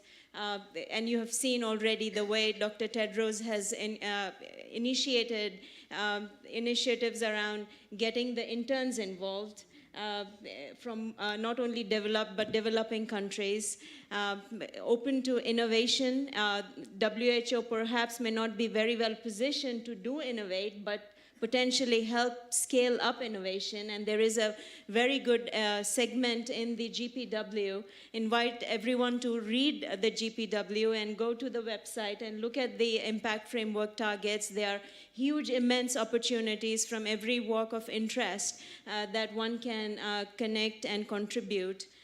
So please keep giving us comments and hold us accountable. And I think that's what new WHO is about. Thank you. Louise?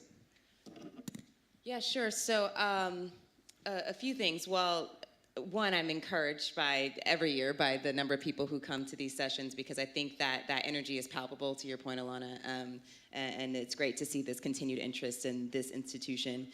I will say, you all have heard the problems, right? You all have heard about the challenges and opportunities, so help us, right? Like keep all of this in mind as you go through the week, and I will say on behalf of Global Health Council, we're open to the ideas that people have for how we all collectively do this better. I think that would be my main call to action. We ourselves, we try to practice what we preach. We don't get it right all the time, but we certainly try. But we have a delegation of about 100 people, and that's intentional because we want to have as many partners coming to the table as possible and they represent 18 countries, 67% women. There's 11 of those countries are LMIC countries, maybe 12. I know there's some students in the room as well who are part of our delegation.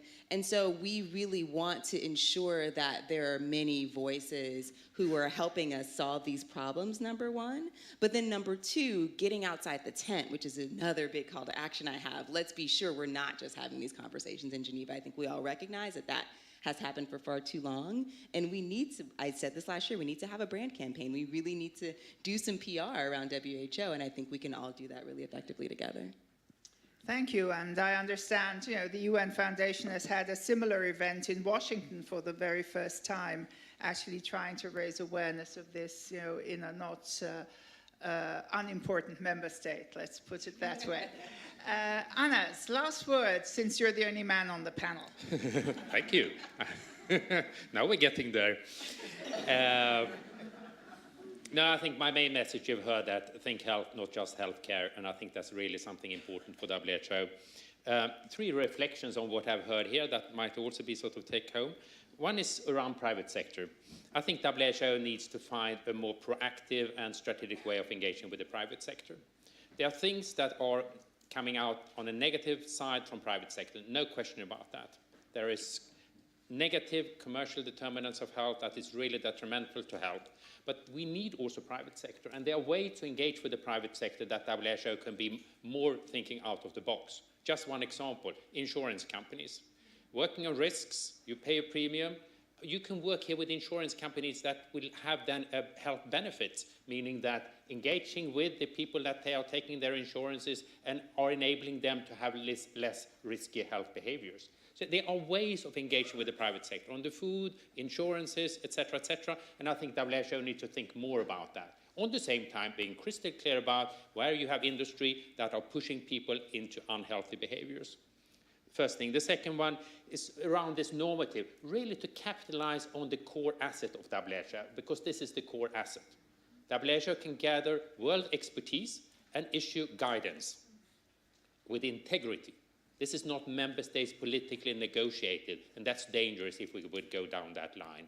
But technical guidance, and that asset of the WHO, and remember the 6 core functions. One is to then provide the normative technical guidance. Another one is to provide policy options. That is the political part that WHO can do as well. And then the 6 ones, the 6 core functions, is to tell the world how well are we doing in terms of the monitoring, the trends. And that's my final sort of from this, is that really to take one step ahead in terms of monitoring the outcomes. And I really like that comment in terms of focusing on the outcomes. You come from one country, I come from another country. I would say our outcomes are slightly better, but you spend twice as much as we do. So begin to look at the outcomes.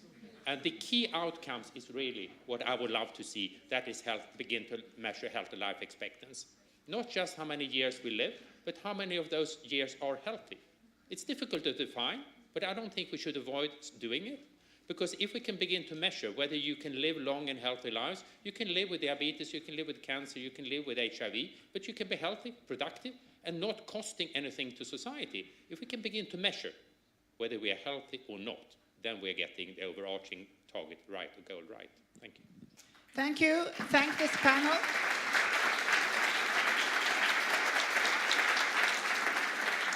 Thank you very much. Thank you. That was really enjoyable to moderate, and I hand over to John.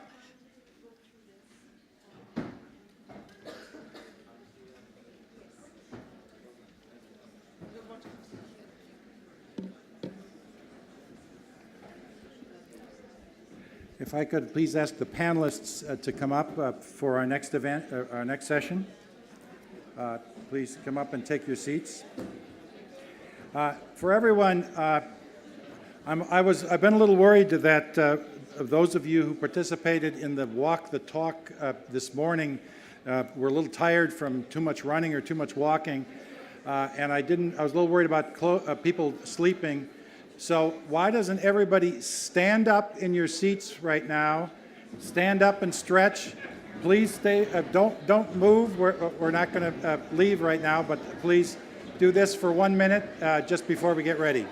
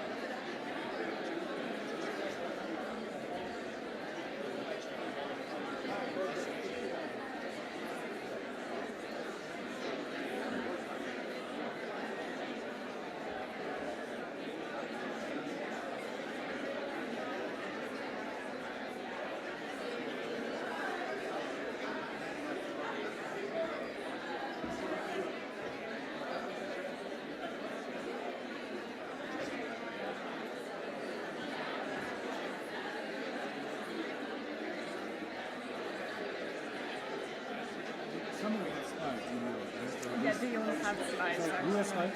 Everybody. Will you sit down again, please? We are ready to continue. Please take your seats. And could the panelists also all come up, please? Thank you. Slightly adjusted gender balance now. So, John, over to you. Thank you very much. Thank you very much, Ilona. And thank you, everybody, for stretching. I hope that felt good. No more closed eyes for the rest of the afternoon. Now we're going to deal a little differently with this, in that we're going to be dealing with some specific issues that we expect to be discussed here at the World Health Assembly. Some of these issues may be more controversial than others, but all of them are important. And we really felt that in addition to the broad look from the general program of work perspective that we heard earlier, we wanted to get some of the real experts on this. So we have with us, as you can see from our group here, we've got Oliver Morgan, who's the Director of Health Emergency Information and Risk Assessment Department in the Health Emergencies Program. We've got Ann Huvos, who is in the Pandemic Influenza Preparedness Framework Secretariat. We've got Francesco Branca, who's the Director of the Department of Nutrition for Health and Development. And we've got Raniera Guerra, the Assistant Director General for Special Initiatives at WHO. You've got their bios in the background information that you saw. And we'll be talking, or asking each of them to talk about different issues, but then at the end, I would like to bring in questions as we did in the previous session. So first, we'll have each of them speak, and then we'll bring in the questions. I thought we would begin with Dr. Guerra. He's in a new position, the Assistant Director General for Special Initiatives, as I mentioned. But we're really asking him here to talk about the polio transition. Now, I've worked for years in various roles on the polio program, and I think one of the most important issues in all of public health is the polio transition, because you have a $1 billion a year program that is going away. Once polio was eradicated, and there were only 22 cases of wild polio virus transmission and people paralyzed last year, once it goes away, then how does the world handle that transition? GPEI itself has of course been run by 5 core partners, but the transition is really much broader than that. So with that, I'd like to introduce Dr. Guerra, and please tell us about the subject, and I understand that you have some slides too. Yeah. Yes.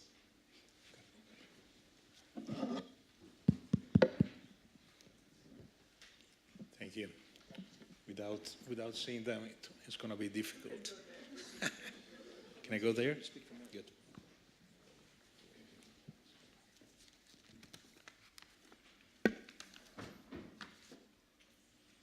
And we are biased because we have just one woman and 2 Italians.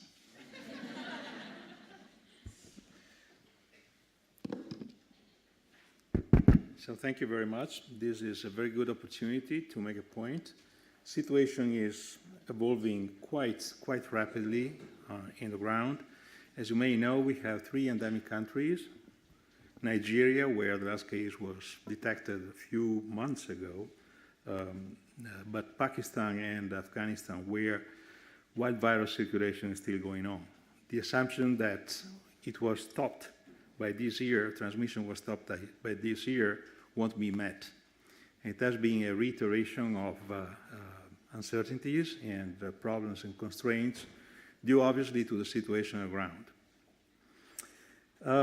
The transition exercise that we are starting to call differently, rather integration than transition, because the move is towards moving from a totally vertical and unsustainable program like the eradication is, by definition, into something which is more owned by the countries, more integrated in the routine vaccination exercise and platform, which is more integrated in whatever the essential functions of surveillance, containment, laboratory networking, capacity to react to any kind of threat, endemic, pandemic, or whatever, is in the transition or integration countries, the way you want to call them.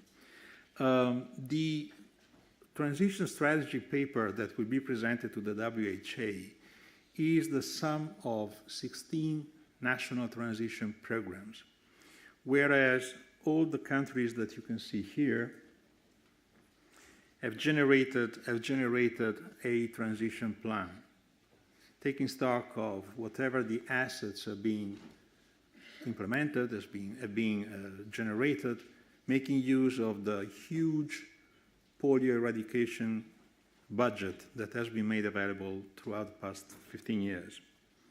As you can see, there is a diversity of countries from basically 3 WHO regions, CIARO, EMRO, and AFRO.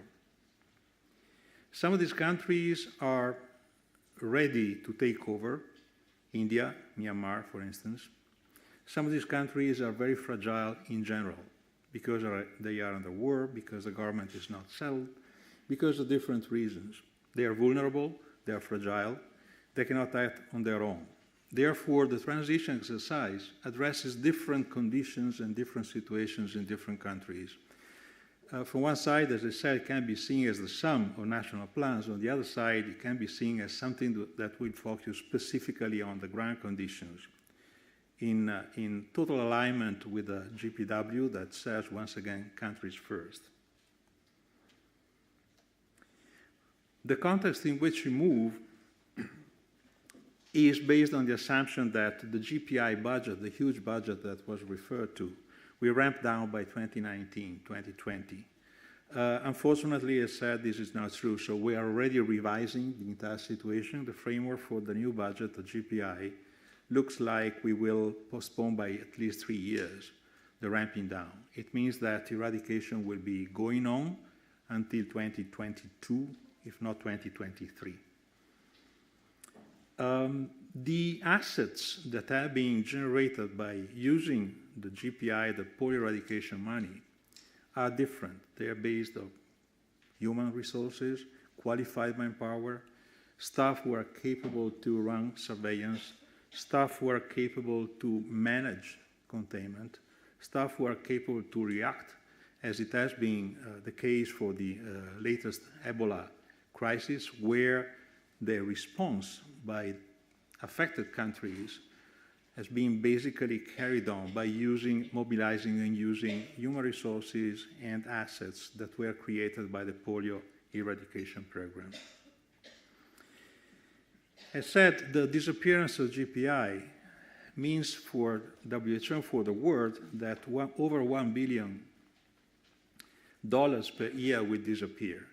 It means that we need to find a way to sustain what the essential functions will be. To make it clear, this is equivalent to 1/4 of overall WHO expenditure. There are risks unless we manage to sustain those assets. There are risks that the entire routine immunization platform collapses, that human resources who are qualified, especially in the lab, in the laboratory setting, disappear, that we find different jobs, different opportunities. They will not stay unless we provide them with reasonable salaries, with a reasonable working environment, with a reasonable career path. Which means that the countries won't be able to make any diagnosis, won't be able to identify potential outbreaks at the insurgents. They won't be able to react appropriately. They won't be able to carry on routine immunization, which is the key, as you know, for several diseases besides polio. In other words, this may mean a disaster, a complete disaster with a collapse of the basic structures, the basic pillar of local health systems. It is therefore our duty to find good ways to make sure that these assets are not dilapidated, that these are strengthened and fully integrated in the national capacity. By the way, one of these issues relates specifically to the international health regulations, the capacity to contain and to react. Countries that have a reasonable budget may take over, may start implementing activities and sustain their own assets by mobilizing those domestic resources. Obviously, this applies to medium, large countries such as India, for instance. But obviously, also, this cannot be expected from countries like Somalia or like Syria, Cameroon, to some extent, South Sudan, and Yemen, where there is a conflict, where it is just impossible to figure out how and when domestic resources may be made available once again to support the health system. The strategic plan that will be presented identifies country by country those assets and provides the numbers, the data that my colleague before me has been quite clear in indicating as the kind of fundamental issue in the new WHO and for the new GPW to make WHO accountable for what WHO does. It is also clear that this new support will include different areas of work which are not traditionally in the polio domain. As said, disease surveillance is one of those, immunization and routine immunization in particular is the other, but also early warning, the emergency and outbreak response, all the strengthening and maintenance of the core capacities that have been addressed by international health regulations. These capacities and assets have been costed, and that's been a very difficult exercise because before we started trying to get information about the cost to maintain, to sustain, and to support and strengthen, before that there was no idea of what the cost of these assets would be, despite the fact that they've been funded by the polio program. The main objectives of this plan are obviously to sustain a polio-free world after eradication has been achieved. As said, strengthening the basic assets of the system, as well as strengthening the emergency preparedness and capacity. How do we work and how do we intend to work? Clearly, throughout the different levels of WHO, this is not a headquarters only kind of exercise. This implies that all the levels of WHO will be mobilized and converge into one objective. Country offices will be fundamental, but regional offices will be as well crucial in making sure that coordination is achieved and multi-country activities are addressed. Cross-country actions are implemented and carefully looked after. As it has been said quite systematically, disease knows no border. The costing of the polio essential functions has been conducted for not only for the 16 countries which are either in transition or still endemic. It has been done for 64 countries, which is the total sum of countries that received polio support in the past. 64 is quite a number, as you guess. Some of these countries are also in the European region. The certification will not be achieved in 2021, as I said, so there is already a campaign fundraising that has been launched by GPI to make sure that by September we will have additional budget made available to continue eradication. The cost today of maintaining those essential functions is in the range of $667 million, which is covering the 4 years period that we identify as the full transition period before certification is fully achieved also in the other countries where polio is still endemic. Obviously, as transmission won't be stopped this year, we will have 2 years to carry over. WHO will integrate this budget into its base budget. For those of you who are not familiar with what it means actually a lot, because the integration of the external budget that GPI has been managing for the past years into the big financial envelope of WHO implies that WHO will enjoy much more flexibility and the capacity to integrate support needed at the country level without working in silos, without working in vertical manner.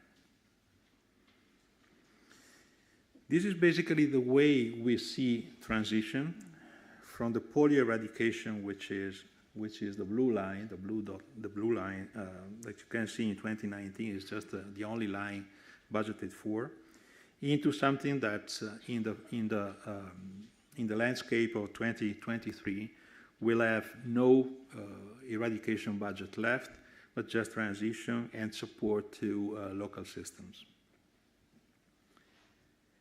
It may look rather complex, but believe me, in real life, it's even more complex. The $667 million, which is the cost of transition, will cover several activities, as I said. It's the sum that comes out of an estimate of costing of these essential functions in 19 countries. It's the 16 target countries, plus those countries where there is a war, Iraq, Yemen, Syria, and where we cannot count on domestic resources because we need, WHO, we need to continue providing direct assistance and keep a direct responsibility and accountability on the implementation of these actions. The cost may seem extremely high, but the benefits, though, are that we still vaccinate 800 million children around the world. We will increase the immunization rates for another 300 million children. We will sustain 20 laboratory networks around the world, especially in those countries where there are no other resources than this to support and to continue working on detection and reaction. You know that in these days there is an Ebola outbreak going on in DRC. DRC is one of those fragile countries where polio has created an incredible kind of network, platform, capacity to react and contain. Without polio established capacities, the outbreak would have been much, much worse. As you have seen, WHO has reacted extremely well and extremely fast compared to what happened 4 years ago in other countries. One of the critical issues is repositioning staff. There is a bureaucratic procedure in WHO which is called separation. Separation means that whenever the staff is no longer useful in a program because the program has expired, staff is separated. We pay an indemnity and that's it. We feel this is not appropriate in this case because the capacities that have been created are rather unique. And without these staff, there will be a collapse of the system. It means also that we feel there is and this is the first time we talk about this, there is an ethical duty and an ethical responsibility by WHO not to leave these staff alone after 20 years of dedicated work. And therefore, we have tried to find way out in training and repositioning them in other programs and other payrolls. Several risks and uncertainties. You may see, if you come to the WHA, you will hear the strategy is not carved in stone. It is open, flexible, and tries to adapt to the current situation on the ground, which, as I said, is still very uncertain. There are corridors in these countries that I will show you later where transmission is still quite high, where environmental surveillance tells us that wild virus is still circulating and very happily. I'm afraid this is the wrong set of slides, but the corridors are not here. The corridors, I will tell you. The corridors are those in the south area of Pakistan, Afghanistan, basically Quetta, Lahore, and the northern part, which is Peshawar. That's where small groups of individuals, families, communities are moving from one side to the other. And that's why it's so incredibly difficult to catch them and vaccinate everybody.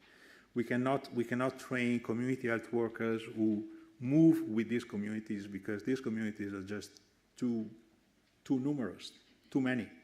We can't do that. And they move in a sort of unpredictable way. These are not nomads. These are people who trade. These are people who move from one side to the other because of family ties. So understanding exactly what the culture, the ethnicity, and family ties are between one side and the other of the border is just essential, because otherwise we would not be able to catch them. Additionally, in Nigeria, which is the last endemic country in the African region, and then I will stop, Nigeria is in a kind of different condition, because it's one state which is controlled by Boko Haram, where we cannot get into, where it's just impossible, where we got several teams and several vaccinators being killed in the past, and where basically we don't know anything. The assumption is that more than 100,000 children have not been vaccinated against anything, so they are totally vulnerable. The only response we have is to create a sort of huge firewall in the region, including neighboring countries, making sure that in all the areas around that particular state, everyone is vaccinated. And therefore, whatever comes out, by the time these people will be allowed movement, they will find this firewall established that will prevent polio virus to circulate. Obviously, you can argue that in many of our countries, it's just totally useless to continue vaccinating against polio. I come from a country where we had the second major outbreak of measles in Europe last year, which is still going on. And we had to introduce compulsory vaccination, because otherwise there would be any way out, because of vaccine hesitancy, because of skepticism, because of lack of trust in doctors and in the health system in general. That's another side of the coin that we need to consider, because sometimes, even in those countries which are in transition, issues related to faith, religion, ideology can come out, and we need to fight as well. It's not only just vaccinating people, it's just inculcating the concept that vaccination is part of the system, is part of health. It is a basic, fundamental prevention activity. Thank you.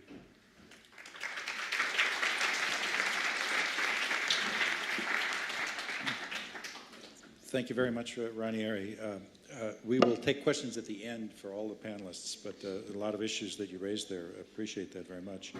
Now we'll hear from Oliver Morgan.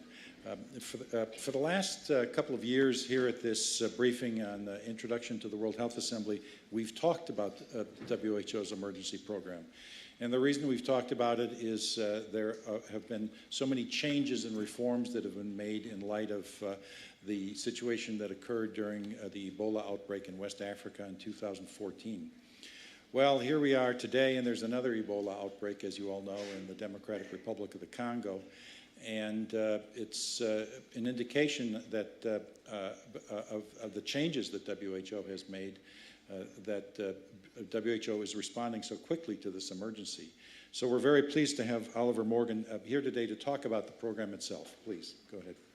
Great, thank you very much, and good afternoon, everybody. In a very short period of time, I'm going to just run through what is a very exciting program at WHO. We've really had a reboot of the health emergencies function for the organization. And as John mentioned, we've been really up and running just for 2 years with some really fundamental changes in the way that we're working. I think we're making some very good progress. We're showing some very good results. Unfortunately, as we all know, in the current situation in the Democratic Republic of the Congo, with the Ebola outbreak there, we are responding in a way that is markedly different than back in 2014 to 16. So where does the Health Emergencies Program sit in the new vision of WHO? Well, it's really one of the 3 central pieces of the GPW, and we're the piece that is keeping the world safe. We work extremely closely with the other 2 pillars, which is improving health and serving the vulnerable. And in the serving the vulnerable piece, we do work in many countries which the health systems are collapsing or have collapsed, and we do work, just like the polio program, in very difficult security environments. So for WHO, the emergencies program provides an access to those vulnerable populations. So there are several building blocks to the Health Emergencies program, and starting from the top, probably the most critical function that the world wanted WHO to put back in place in a robust way is this early warning, the assessment of risk, and the emergency response to new global health threats. And we've done that in a fairly robust way. We have a team around the world that works 24/7 to look for new risks. Each month we detect about 7,000 different signals of potential public health events that might need response. We investigate about 400 of those that need more inquiry, and we launch some type of response to about 30 of those each month. So every day we're starting some type of response.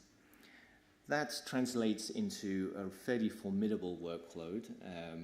Each day we have between 110 and 130 different events that we're following in some capacity. And we have a very dynamic daily process for reviewing new signals, new events, and for making sure that our responses are addressing those health risks. Last year we had exactly 47 graded emergencies, and a graded emergency for the Health Emergencies program is when we initiate a formal incident management structure to respond to that public health threat. And those grades can be either at the country level, at a grade 1 event, run by the regional level at a grade 2 event, or run from Geneva as a grade 3 level event. Just to put that into context, and it's quite difficult to put it into context, and the only way I can do it is sharing an anecdote, a personal anecdote. Now, before I joined WHO a couple of years ago, I spent a decade working with the US CDC, and at the US CDC, the largest number of activations, emergency activations that they had at any one time was 4, and we're dealing with 47 of that nature.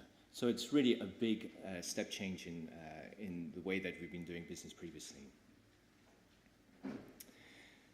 We also have not only a lot of work in the response side, but a lot of work in the preventive side. So as you can appreciate, the more we respond, the more we understand where the prevention needs are, and we have some fairly formidable prevention activities, especially in the infectious hazards, infectious diseases realm, very large ambitions around yellow fever, around cholera control. We'll hear a bit about influenza in a minute, and viral hemorrhagic fevers, and a number of other public health threats. Within the Health Emergencies program, we're also responsible for discharging the functions of the international health regulations, which are really core to WHO's mandate in this area.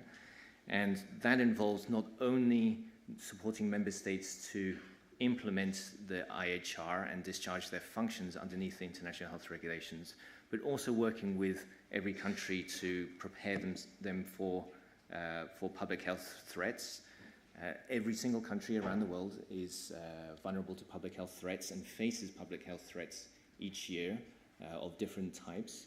And so everybody needs to be prepared for the benefit of everybody else. And then the fourth building block, which is at the bottom, which is around health system strengthening in vulnerable countries. And this is where the Health Emergency Program and the Universal Health Coverage agendas coincide and work together. As I mentioned, in many of the settings that we work, we're really working in a mixture of an emergency response in very difficult settings and working towards more development-focused type objectives around health services and universal health coverage. So we're increasingly becoming a more engaged part of WHO when it comes to universal health coverage in certain countries. There is another thread that runs through all of these building blocks, which is not presented on the slide, but is something that's becoming increasingly important, and we've seen this in the last 10 to 14 days in the Democratic Republic of Congo, and that is the research agenda. There is a very exciting and interesting research agenda around a number of public health risks that we manage every day, and that research agenda is picking up quite a lot of momentum And you'll see in the Democratic Republic of the Congo at the moment the application of new vaccines, new therapeutics, and so on. So just a final mention about what do we look like. Well, we're currently 750 people strong across the world. The Emergencies program was designed somewhat distinctly from other programs in WHO in that it spans across all three parts of WHO in one continuous chain. We have a headquarters group which is mirrored at the regional level, and then at the country level we also have specific functions which map all the way back up and across the health emergencies program. This really addresses some of the organizational challenges of managing public health responses, which do require what we use, which is the incident management system and a clear line of communication across all different parts of the organization. So thank you very much.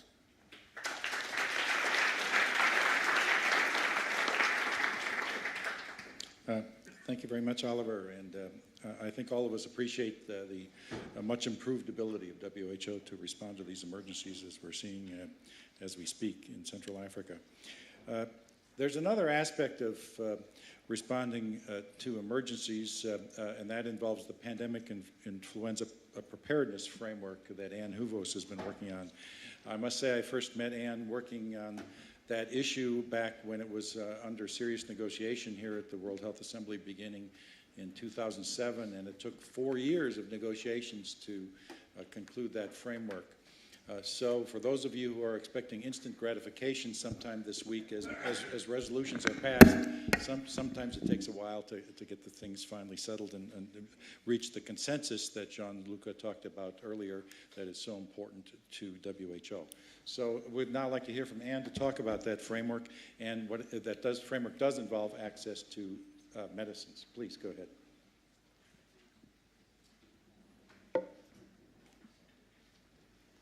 So good afternoon. Thank you very much for having me here. I'm going to take you through 4 slides to provide you really with a short update on the PIP framework that John just mentioned and the achievements that we have achieved on access to vaccines. I'll also give you a brief overview of what the WHO will consider next week in relation to this framework. So turning to the first matter of access to vaccines. As John mentioned, the framework was set up in 2011 after 4 relatively long years of member state negotiations. The framework is an innovative partnership. It really is a partnership among member states, industry, civil society, and other relevant stakeholders. And it really seeks to achieve inroads in pandemic influenza preparedness and response.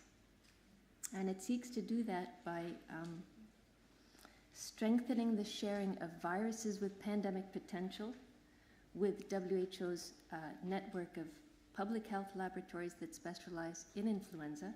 This grouping is known as the Global Influenza Surveillance and Response System. And it also does that by promoting equitable access to vaccines by countries in need at the time of a pandemic. So that equitable access to life-saving pandemic products is one of the driving factors of the framework. So on this second objective, since 2011, when the framework was adopted by the Health Assembly, we've successfully concluded agreements with all major influenza vaccine manufacturers, those that manufacture influenza vaccines, and they have committed in legally binding contracts to provide to WHO at the time of the next influenza pandemic in real time about 10% of their pandemic vaccine production. So this is something that is quite new for WHO. We estimate that this 10% is equivalent to about 400 million doses of vaccines. And at the same time, we've negotiated access to antiviral treatment courses, so 10 million treatment courses are signed up in agreements, and about 250,000 diagnostic kits. To put this in perspective, I think it's good to think back on 2009 when we had the last pandemic. And at that time, WHO had pledges to about 110 million doses of vaccine. So through the PIP framework, WHO really has significantly increased the prospect of fairness and equity of response to the next pandemic, influenza. And this, in turn, contributes to the overall sense of global health security. So turning to the WHO next week. For that, in designing the framework, member states put in place a review process. And that process was to take place after the first 5 years of implementation of the framework. They did this so that they could receive proposals on possible revisions to the framework. And those possible revisions were to reflect developments that might have intervened since the adoption of the framework in 2011. So the review took place in 2016, and the review group, which was composed of 8 independent experts, worked for a full year, and they developed a comprehensive report with 36 recommendations in it. Those recommendations were addressed to the Director General, but also to member states, and in some cases other entities such as GISRIS and industry. As they assessed the changes that had taken place over the first 5 years of implementation, 2 matters really stood out in particular, and those matters informed some of the most important reflections and recommendations in their report. The first development was the growing use of sequencing technologies. This was an important change that the review group felt would or could, over time, potentially threaten the objectives of the framework, notably the benefit sharing. The second was the entry into force of the Nagoya Protocol and its potential impact on access to pathogens, including access to seasonal influenza viruses. So in light of what they learned, the review group asked a very critical question, which was, should the scope of the framework be expanded or not to include seasonal viruses and genetic sequences in the definition of biological materials that are covered under the framework.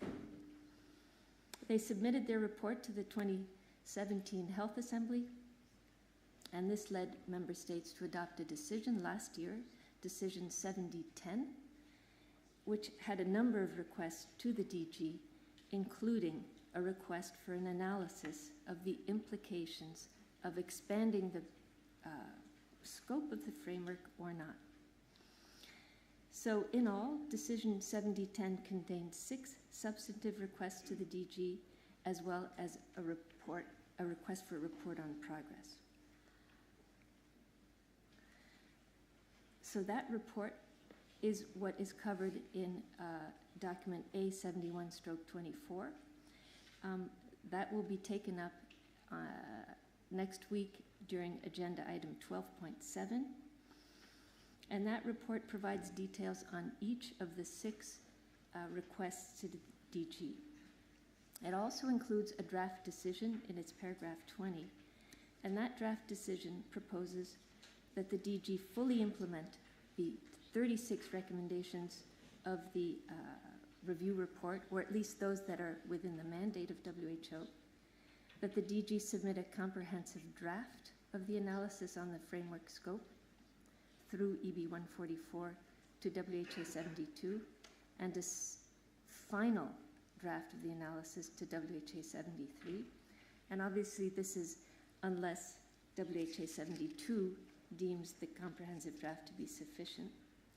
It also requested that the DG implement the partnership contribution, another form of benefit sharing, that it continue to conclude contracts with industry, that it continued to engage with the Secretariat of the Convention on Biodiversity and the parties of the Nagoya Protocol and other international organizations such as FAO and OIE, and that it implement recommendations of the external auditor that had been requested.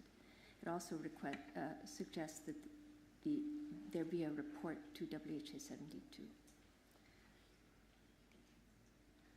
So in terms of what's at stake, at this Health Assembly, the DG's proposal on the draft decision is really quite straightforward. Now, on the subject matter of the analysis, basically whether the scope of the framework should be expanded or not, there are significant implications, but those discussions will likely take place at WHA 72, so next year. That said, there is much at stake in connection with these matters at the Nagoya and CBD in those fora.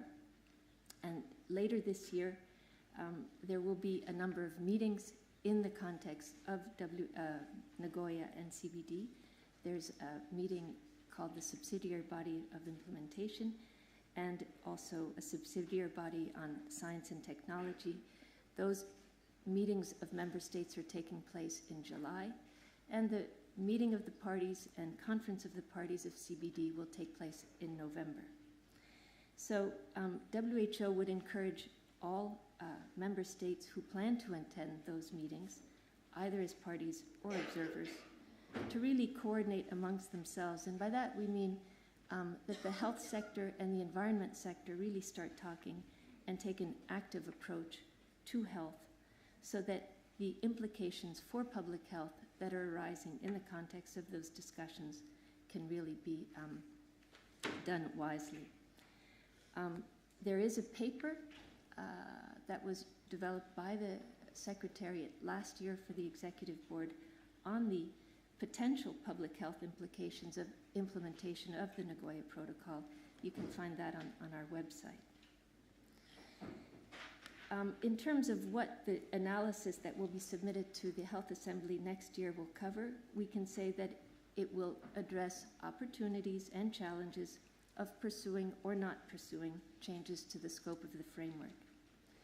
In terms of how the process will be developed, we can say that we will consult very broadly so that the analysis reflects input from member states and all relevant stakeholders, notably the PIP Advisory Group, the GISRIS, which is that Global Influenza Surveillance and Response System network of laboratories, civil society, databases, and others. But again, these matters will be considered most likely at Health Assembly 72. So I'll stop here. Thank you very much, Chair.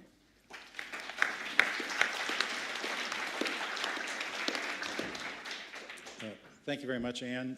And it is good from my perspective to see all the progress that has been made on the PIP framework, because it's something that I had worked on as in the negotiation phase at WHA years ago, as I mentioned. We had a discussion at the earlier session about diversity of the panel, and I just realized we have 2 Italians on this panel, so we're bringing in the diversity from Southern Europe on this one. And Dr. Branca is, as I said, the director of the Department of Nutrition for Health and Development. And the issue of nutrition is one that has come up at various times at WHA and came up earlier today in terms of good food and nutrition. But as we heard, when dealing with non-communicable diseases, there isn't always agreement among member states. So we wanted to be able to talk about this in a neutral fashion so that you can hear some of the thinking of this that's going on, since this will be one of the issues that will be discussed this coming week. Please. Well, thank you very much. Good afternoon, ladies and gentlemen. It's not the first time that we meet here to discuss these issues, and this is really a sign of the interest of you and member states on this topic. We've actually had nutrition discussed in the last World Health Assembly basically every year in different ways and with different elements of nutrition. But the reason for that is that unhealthy diet is the second most important risk factor for the global burden of disease. Obesity is number 6, and maternal and child malnutrition is number 3. So clearly we're dealing with elements that could help us achieve that 3rd billion of healthy life, but can also help us achieve the other 2 billions. And nutrition is cross-cutting. We're hosted in the cluster of non-communicable diseases, but indeed we work on communicable diseases and emergencies. And I think this is really the spirit of the second Sustainable Development Goals, which talks about all forms of malnutrition, what we call the double burden of malnutrition, a reality in a majority of countries. But at this World Health Assembly, we're going to have two documents. The first one is going to be the report on the comprehensive implementation plan on maternal, infant, and young child malnutrition. Started in 2012, established 6 global nutrition targets. You see where we are with them. The 6 targets are aiming at the reduction of chronic malnutrition, what we call stunting, low height for age. We now have 155 million children who are in this condition. It's a considerable reduction since 2012. And actually, since the document was issued, we have had the release of the latest estimate, 2017. So you see that stunting is actually even going further down, 151 million. Overweight in children under 5, 41 million. You know, some data indicate it could be 38, 2017, so could be either that the epidemic is slowing down or is even receding, we'll see. What we are not able to really fight energetically is anemia in women of reproductive age, low birth weight, and breastfeeding is still at an insufficient level, 40%, while our target is actually have 50% of children under 6 months exclusively breastfed. And in terms of wasting, the acute malnutrition, we still have very much more than the 5% which we would like to have. And so this is about 7% of the world children, and 17 million of them are in the situation of very severe acute malnutrition, which is really associated with a very high mortality. Some good news we're able to report is countries are taking seriously nutrition. We have 182 over 194 countries who have policies and goals aligned to the global nutrition targets for 2025. And in terms of, just an extract of the policies, we have greater concern about breastfeeding. 148 countries who provide counseling, and 111 countries are implementing baby-friendly hospital initiative. There's also greater concern from the donors on nutrition, and last year we had at the side of the G7 an initiative, the Nutrition for Growth Summit, where $3.4 billion were pledged for nutrition. This is a good kudos for a number of important donors. First of and foremost, some of the philanthropists, such as the Gates Foundation, who have been really moving this agenda. This is a decade of action on nutrition. We're in the middle of it. It's 2016 to 2025, so we expect energy around this particular issue. This document also has a part which is reporting on the Code of Marketing, implementation of the Code of Marketing, breast milk substitutes, as well as the resolution on marketing complementary food. We've had some good news in this last couple of years.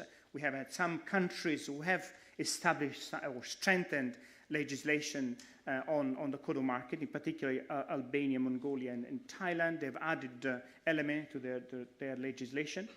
We've also worked with a number of partners. First of all, UNICEF, but also a number of NGOs such as IPFAN, Save the Children, Helen Keller International, on a network to monitor the implementation of the marketing, of the Code of Marketing infant formula.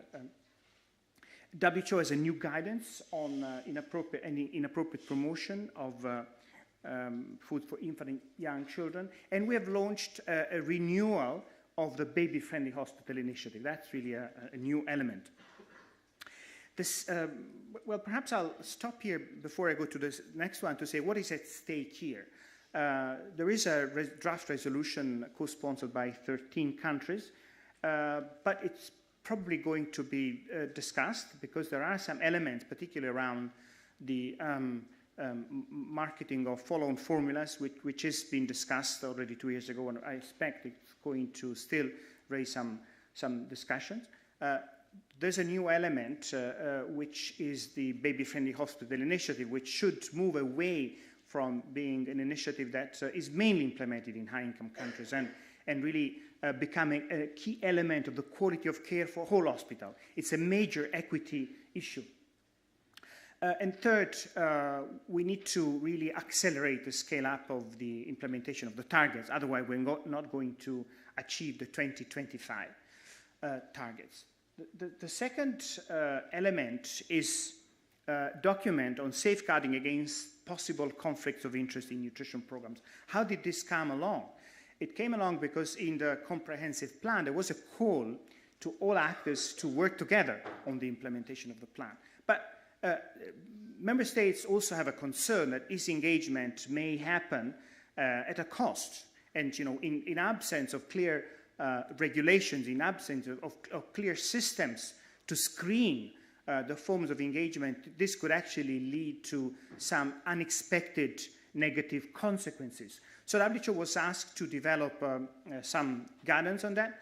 So what the Secretariat has done is developed an approach for the prevention and management of conflict of interest in policy development. And basically, this is it's a living document. We're just starting, and I can tell you it's not an easy discussion and not an easy also task to assist member states on this issue. But it's basically a stepwise procedure that is suggesting countries to first of all consider what is the rationale for the engagement and really be clear about the objectives of this engagement. It's not necessarily about the more the merrier, but we need to be doing something which is important for public health.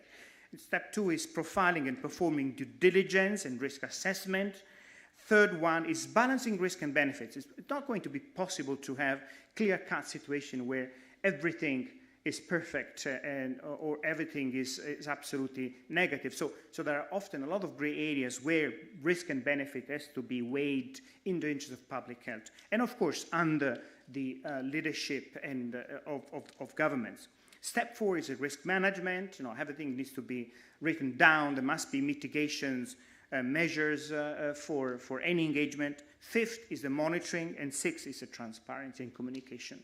There's not going to be a resolution on these topics, and I think we're at the stage of really providing these tools to the countries. There will be some further work, probably a consultation in October, but many countries are trying to work on this tool and are going to provide some interesting information about what happens in concrete and how can we avoid difficult situation and think of collaboration that can only be productive for public health. Thank you.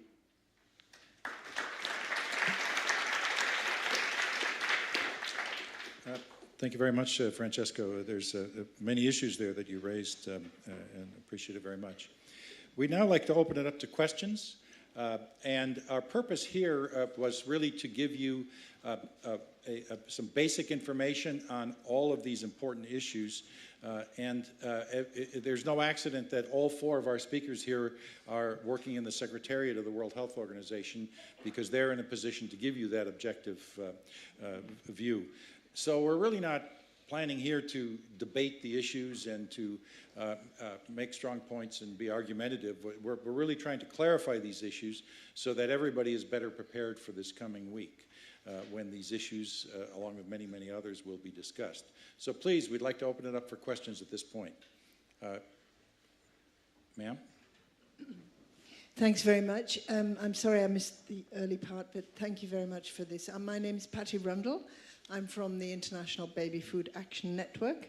So thanks, Francesco, for raising the maternal child health, which is really important and often gets left out of the whole NCD discussions when it comes to member states. They leave out the early years, and it's really important, and we really appreciate what WHO is doing.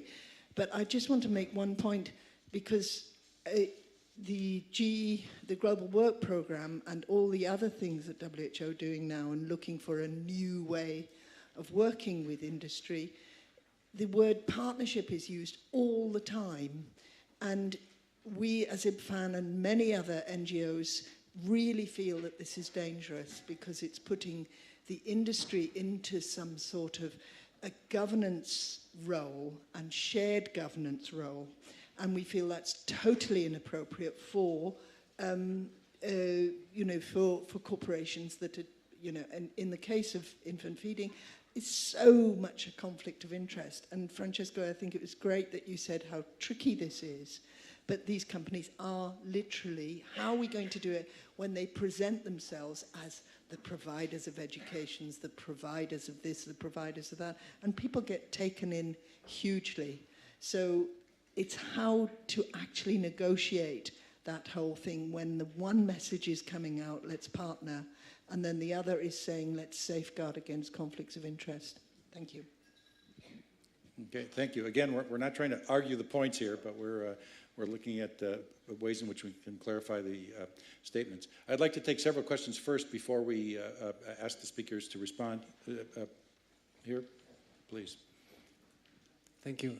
It's also in line with what you just said. I want to know if Francisco... Sorry, could you identify yourself, please? Yeah, Jorge Vega.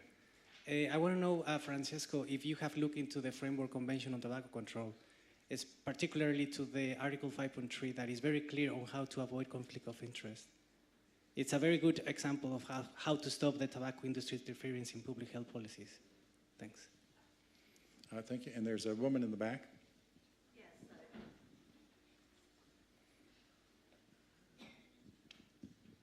Gail Rousseau from Chicago. I wonder if you could address Resolution 68.15 on strengthening emergency and essential surgery, and just give us an update on the Secretariat's position and where it fits into the program of work. Thank you. Okay, and one more question over there. My name's Jill Turner. I'm a journalist, newspaper editor and filmmaker. I just feel that the empty chair throughout these proceedings is in external relations. The last words of the last session were, tell the world. WHO does not tell the world. It should not. It might at least explain to the world. It might tell the world in some way what it is doing, instead of talking to itself in meetings in glass palaces. This is the way it is seen. I have just sat through a presentation talking about PIP. I couldn't hear a word, and I have no idea what PIP stands for. It wasn't on the slides, it's not in the papers. Now, I have been trying to get in touch with the press office every year for 30, 40 years to try to gain accreditation to WHO. I've had to fight tooth and nail. They do not reply. They do not reply to emails, phone calls, nothing. WHO is just talking to itself. I'm sorry, but this has been happening for 30 and 40 years. God knows how the younger generation is going to find out about you, because they're talking to themselves and they're raising their own petitions. They're talking through social media. Where is WHO? It's not supporting petitions. It's not suggesting them. It's not involved. I feel very hopeless about it. Okay, thank you. Sorry we don't have anyone from the WHO Communications or External Relations session here on the panel, but at this point, we'll please ask our panelists to respond to the questions. Francesco, do you want to start? Sure. Thank you for the questions. I think there's two issues. One is, how did we get to this framework? And yes, indeed, we looked at the Framework Convention of Tobacco Control, as well as other tools that WHO is using in the context of engaging, for example, on medicine with the private sector. So, and then we looked at what is the practice in several member states. We usually base our recommendation on the experience of member states, and certainly there is good practice among certain member states on how to engage. So. Our work is informed by all this information.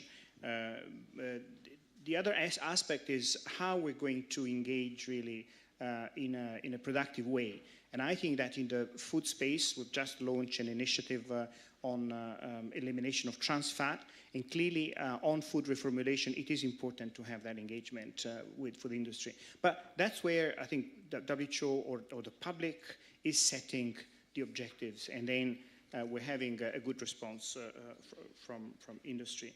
We're trying to communicate to the public as well as we can, using social media and using concrete examples. I think that in the food space, it's unavoidable. We need to speak very clearly on, in terms of what is, how you do your daily purchases if you want to have a healthy diet. So, but certainly we can be much better at that. Anne? Sure. So first to our journalist colleague, PIP stands for Pandemic Influenza Preparedness. That's the name of the framework, PIP framework. Sorry about that. I thought a number of people here had already seen the Health Assembly documentation. In terms of transparency and conflicts of interest, one of the things that distinguishes the PIP framework is indeed that member states set it up as a partnership. It aims to be extremely transparent about how it will prepare for the next pandemic in partnership with industry that is the manufacturer of the vaccines that will provide the life-saving countermeasures to the next pandemic virus. So transparency is one of the guiding principles of how we operate. We have a web page that, it may have its faults, but it does have a lot of information in it. Just this past week, PIP has been placed in the PB portal, the Program and Budget portal of WHO. There too you will be able to see a number of information, financial and otherwise, about what is done for PIP. PIP is an access and benefit sharing instrument. It's actually quite complex, so I didn't go into a lot of the details, but we are extremely aware of the slippery slope toward conflicts of interest, and we try to do this by being extremely transparent and inclusive. So we consult broadly with civil society and industry at the same time. This is something that's unusual for WHO, but the advisory group of the PIP framework consults twice a year in an open manner with industry and civil society and other stakeholders that wish to join. And we publish every report publicly. And it is felt that the conflicts of interest are handled in that manner. Sort of, you bring sunshine onto things, and basically the framework is intended to strengthen the partnership with industry. So I think it's just a different model, and it's something that might in the future be something useful for other areas. Thank you, Anne. Oliver? So I believe actually that the resolution is supported by the health systems cluster, which is not here on the panel, but maybe we can follow up after that panel, after the panel. Okay. Is that okay? All right, for follow-up later. I'll take another round of questions, and this will be our last round of questions. The gentleman over there. Hello, thank you a lot. Julius Morke, consultant at the WHO right now. Mr. Morgan, I have a question for you regarding the Emergencies program. And you told us that WHO is much better suited right now to operationally react. What is about IHR compliance? And I would be interested to know whether the world is moving towards a good direction there as well, and whether you believe that more focus of WHO on IHR compliance would actually make your work easier. There's a question there. Boris Engelson, a local journalist. I feel outperformed by my colleague here, but if she had to deal once with the communication office of IFPMA, the International Federation of Pharmaceuticals, she would by comparison consider WHO doing a very fine job in terms of communication. My question is the following. lately in Geneva, there was a conference on pediatrical medicine and nutrition. Probably you were the gentleman, there was someone from WHO on precisely conflict of interest in lactation, etc. There was something, not you, someone, not you. But there was another workshop where it has been said bluntly that most of medical research is fake, is wrong, is without value. Why don't we ever discuss these kind of issues within WHO? Okay, one more question there. Hi, tough question to follow, I guess. I'm William New. I'm an accredited journalist here at the UN, and I write for Intellectual Property Watch and a new publication right now called Health Policy Watch. And great panel, very informative, very helpful, all of them. The polio question is, of course, enormous in terms of the staffing, and if you spend time looking at the internal workings of that, I'm sure I could ask questions about that. But I want to turn back to the PIP framework for just a moment. We've followed that process for many years, and very complicated. I respect what you do. But I want to ask about a comment that you made to make sure I understand it. You talked about the Nagoya Protocol, which is a sister organization of the UN, the Convention on Biological Diversity in Montreal, I guess, that has developed a treaty, essentially, or a protocol to its treaty, negotiated some years ago, and WHO is working out how it relates to that, as I understand it. Without going into extraordinary detail, you said you encouraged, I think you were speaking to member states, you as the Secretariat representative to member states, encouraging them to communicate to this other UN agency to act wisely, or to, I think you said, to make sure that it's done wisely. Could you just clarify what's the advice that you're giving? What are you talking about there? Okay, I'll ask one other question, and then I'll ask the panel to respond. In this regards, the polio transition. We heard from Ranieri that about the draft strategic action plan on the polio transition that's going to be discussed this week. My question is, how are you dealing with the other core partners of the Global Polio Eradication Initiative on this? And I've heard the phrase future owners. How do you see this playing out in terms of the transition? Is it really a WHO effort, or is it a joint effort, or is it WHO doing its work in collaboration with UNICEF doing its work and other partners? I just would be curious to hear more about that. So now I'd like to open up to all of you for those questions, and maybe start with you, Ranieri.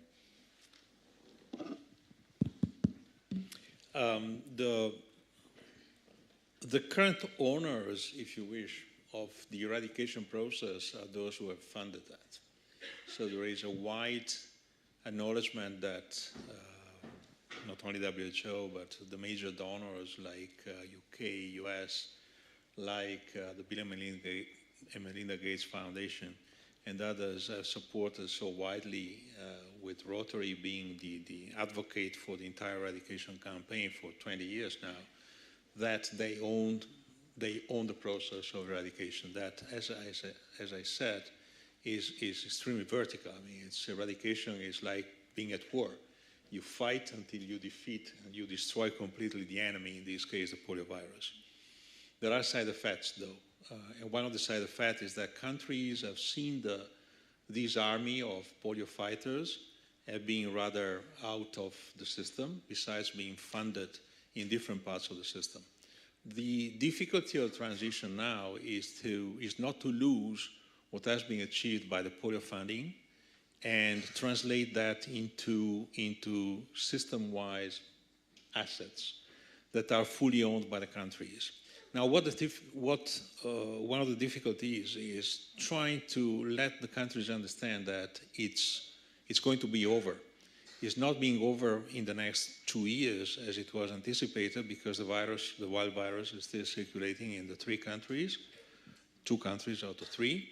But the battle is going to be over eventually. which means that the countries will have to look at their own system and to try to mobilize their own resources to make sure that their own system works and works perfectly. In other words, the ownership will move into the countries themselves. This is not an easy, it's easy to say, it's not that easy to implement. To give you an example, India, which has taken that very seriously, has declared clearly that they own the process for transition. However, they also said that they are not ready. So they have committed financial resources through WHO to make sure that the transition process is managed properly until the staff, until the technicalities of the program are ready to be taken over. That varies, of course, country by country. It depends on the maturity of the health system, on the capacity to health system, on the financial resources that the country has been able to mobilize. You may remember something which was called the Abuja Declaration in the past, that said that the minimum level of domestic funding for health system is 15% of GDP, irrespective of what the total amount of GDP is. None of those countries have achieved to make this 15% available. This may be a very good opportunity for proper political dialogue at the country level, making sure that using the polio assets, the critical polio assets that must be maintained for the world's security, this dialogue will lead to a true understanding of what is the minimum level of committing of resources which are needed for the country to survive health-wise. Thank you very much. And I'll turn to our other panelists, and also this, if you have any final comments, because we will be having to close this. So, Francesca? Sure. I'd like to correct. We actually do engage with a professional association on issues around independence of research. We've had a public exchange, for example, on the Lancet with the UK Pediatric Association. We have a dialogue at the moment with the International Pediatric Association, exactly to protect the independence of research. My final remark is that what we expect is a lively discussion next week, but also a constructive discussion, because I think the awareness that is there and the solutions that member states have been able to find in this space and the profile that WHO is giving to nutrition is certainly reassuring. Thank you. Thank you. Anne? Sure. So to answer the question from our colleague at IP Watch, the Nagoya Protocol is indeed a subsidiary treaty under the Convention on Biodiversity, which is a convention under the UN Environmental Program. So it is an environmental treaty. What I was trying to urge is that ministers of health, ministries of health, and health colleagues become more aware of the importance of public health and making sure that the public health dimensions are introduced into discussions at CBD and at Nagoya. There are 3 meetings that will be taking place this year, starting in July, and those are meetings that will discuss how to define a specialized international access and benefit sharing instrument. The other meeting will talk about the importance of genetic sequence data or digital sequence information as part of genetic resources. And then the final meeting in November is the Conference of the Party, Meeting of the Parties. This will take place in Sharm el-Sheikh. Most of these meetings are attended by environmental people, and what we are urging is that countries at the Health Assembly start reaching out to their environmental colleagues so that the implications of some of the decisions that are going to be taken, the implications for public health are understood by the people who will be in these meetings deciding different things. So getting more cross-speak between health and environment is extremely important as the bodies of these treaties start to develop more implementing things.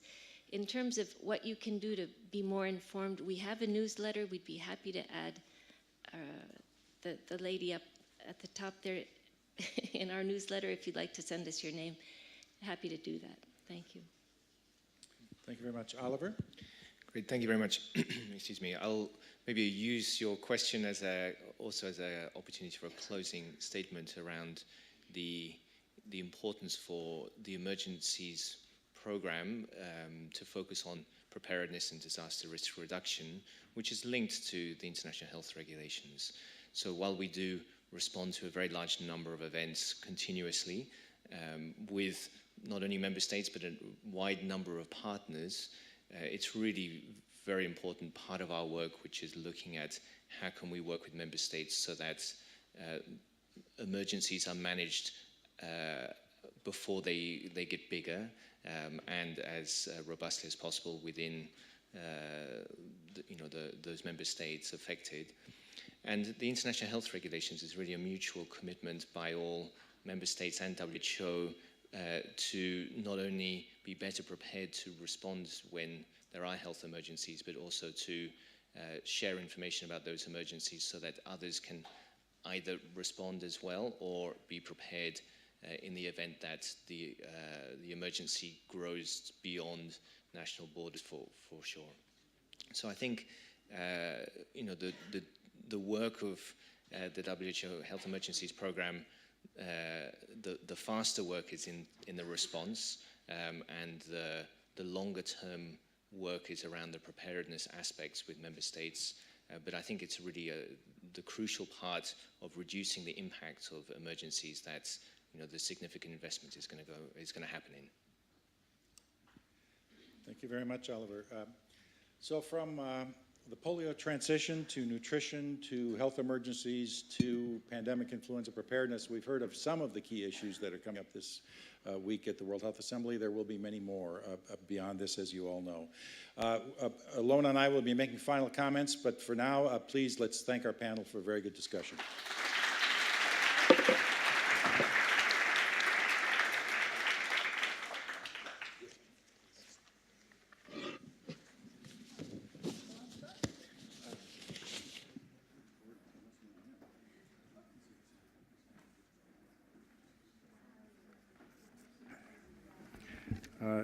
We'll hear from Ilona in a second. I just wanted to, first of all, to thank everybody for coming to our 4th annual introduction to WHO. We hope that you found it as enlightening as we did.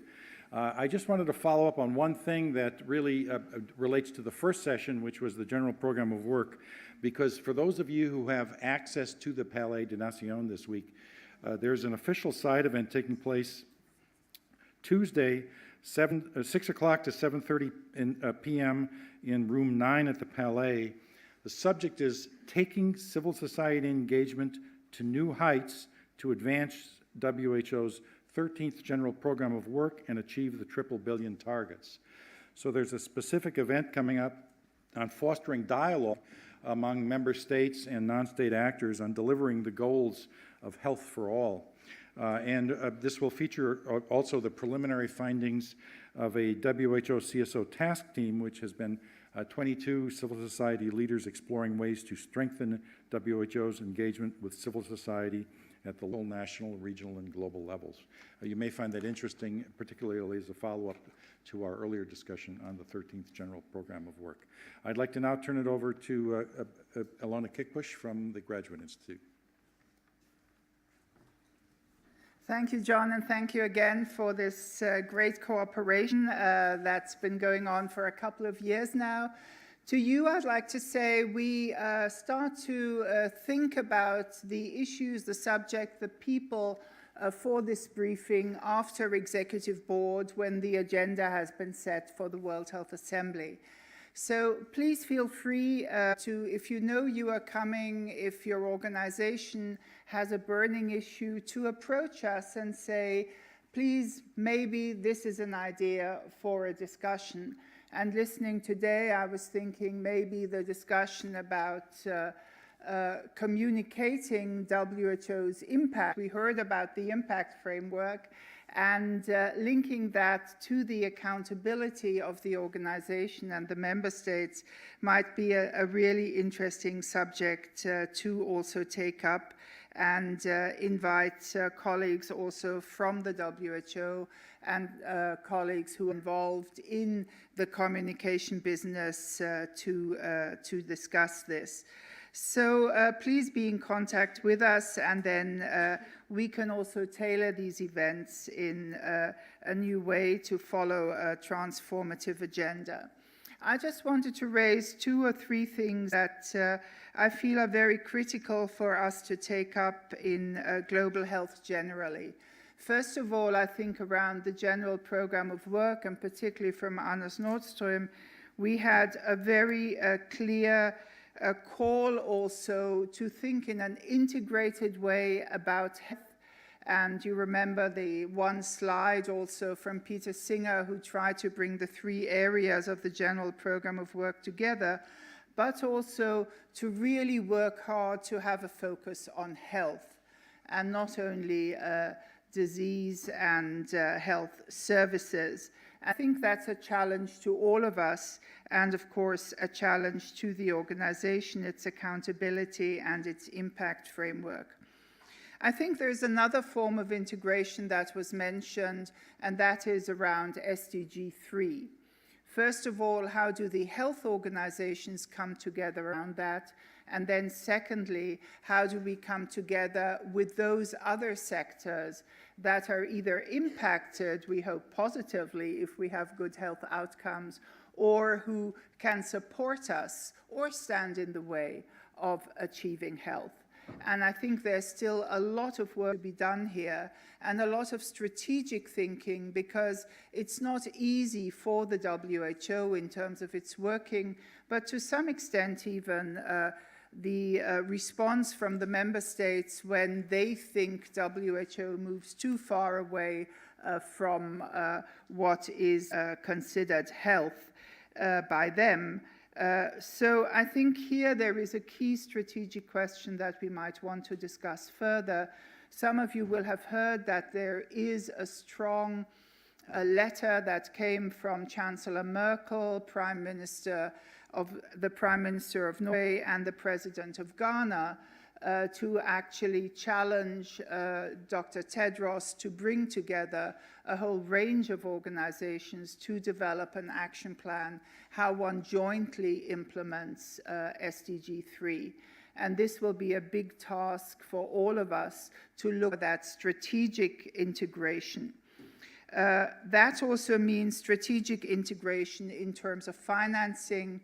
I hope perhaps next year we will be able to discuss some of these financing issues in more detail, as WHO has also expanded the work on its investment case, and as we know more about the replenishment conferences that are being conducted by other global health organizations.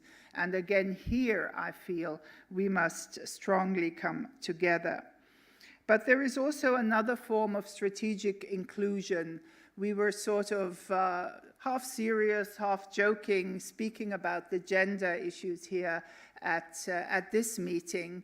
But there's a whole number of other issues. Many of you will be familiar with some very, very interesting articles written recently that global health is too white, and that the voices from the Global South need to be heard, that colleagues from the Global South need to be included in these discussions.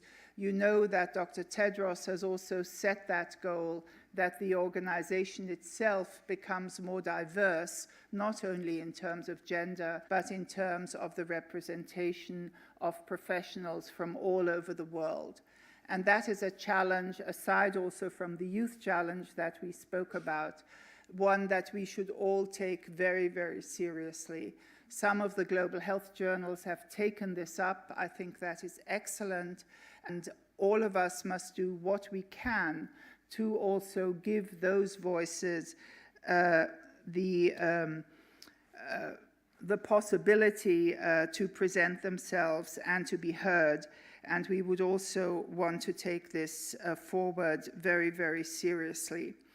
There's two things that are around us that are linked to that, but that we need to, again, think of very, very clearly. One is that while all this is happening, and we spoke about it last year, there is a significant geopolitical shift going on. And unless we link the representation in our global health activities to that geopolitical shift, we will see a new type of parallel organizations being created. We saw that during the MDG era. There were a number of other reasons to do that. But if countries that are becoming important politically and economically do not feel represented in our multilateral institutions, they will go elsewhere. They will create it themselves. And this is something that is a challenge to all of us and that we need to take up very seriously. The last point, one I already made on the panel, if we talk global health, we have to think global. And one of the things that influences global health most are global capital flows. And unless we get a better understanding how those capital flows influence health, is, through business, if it is through insurances, if it is, through avoiding taxation and therefore not allowing countries to develop the fiscal space that is necessary. So we do need to move also to not only a new geopolitics of health, a new diversity of global health, we also need a new macroeconomics of global health. And I hope we can all together contribute to that. Thank you very much for coming. We hope you got a few ideas and a bit of briefing. And now have a wonderful evening on this wonderful day. Thank you very much.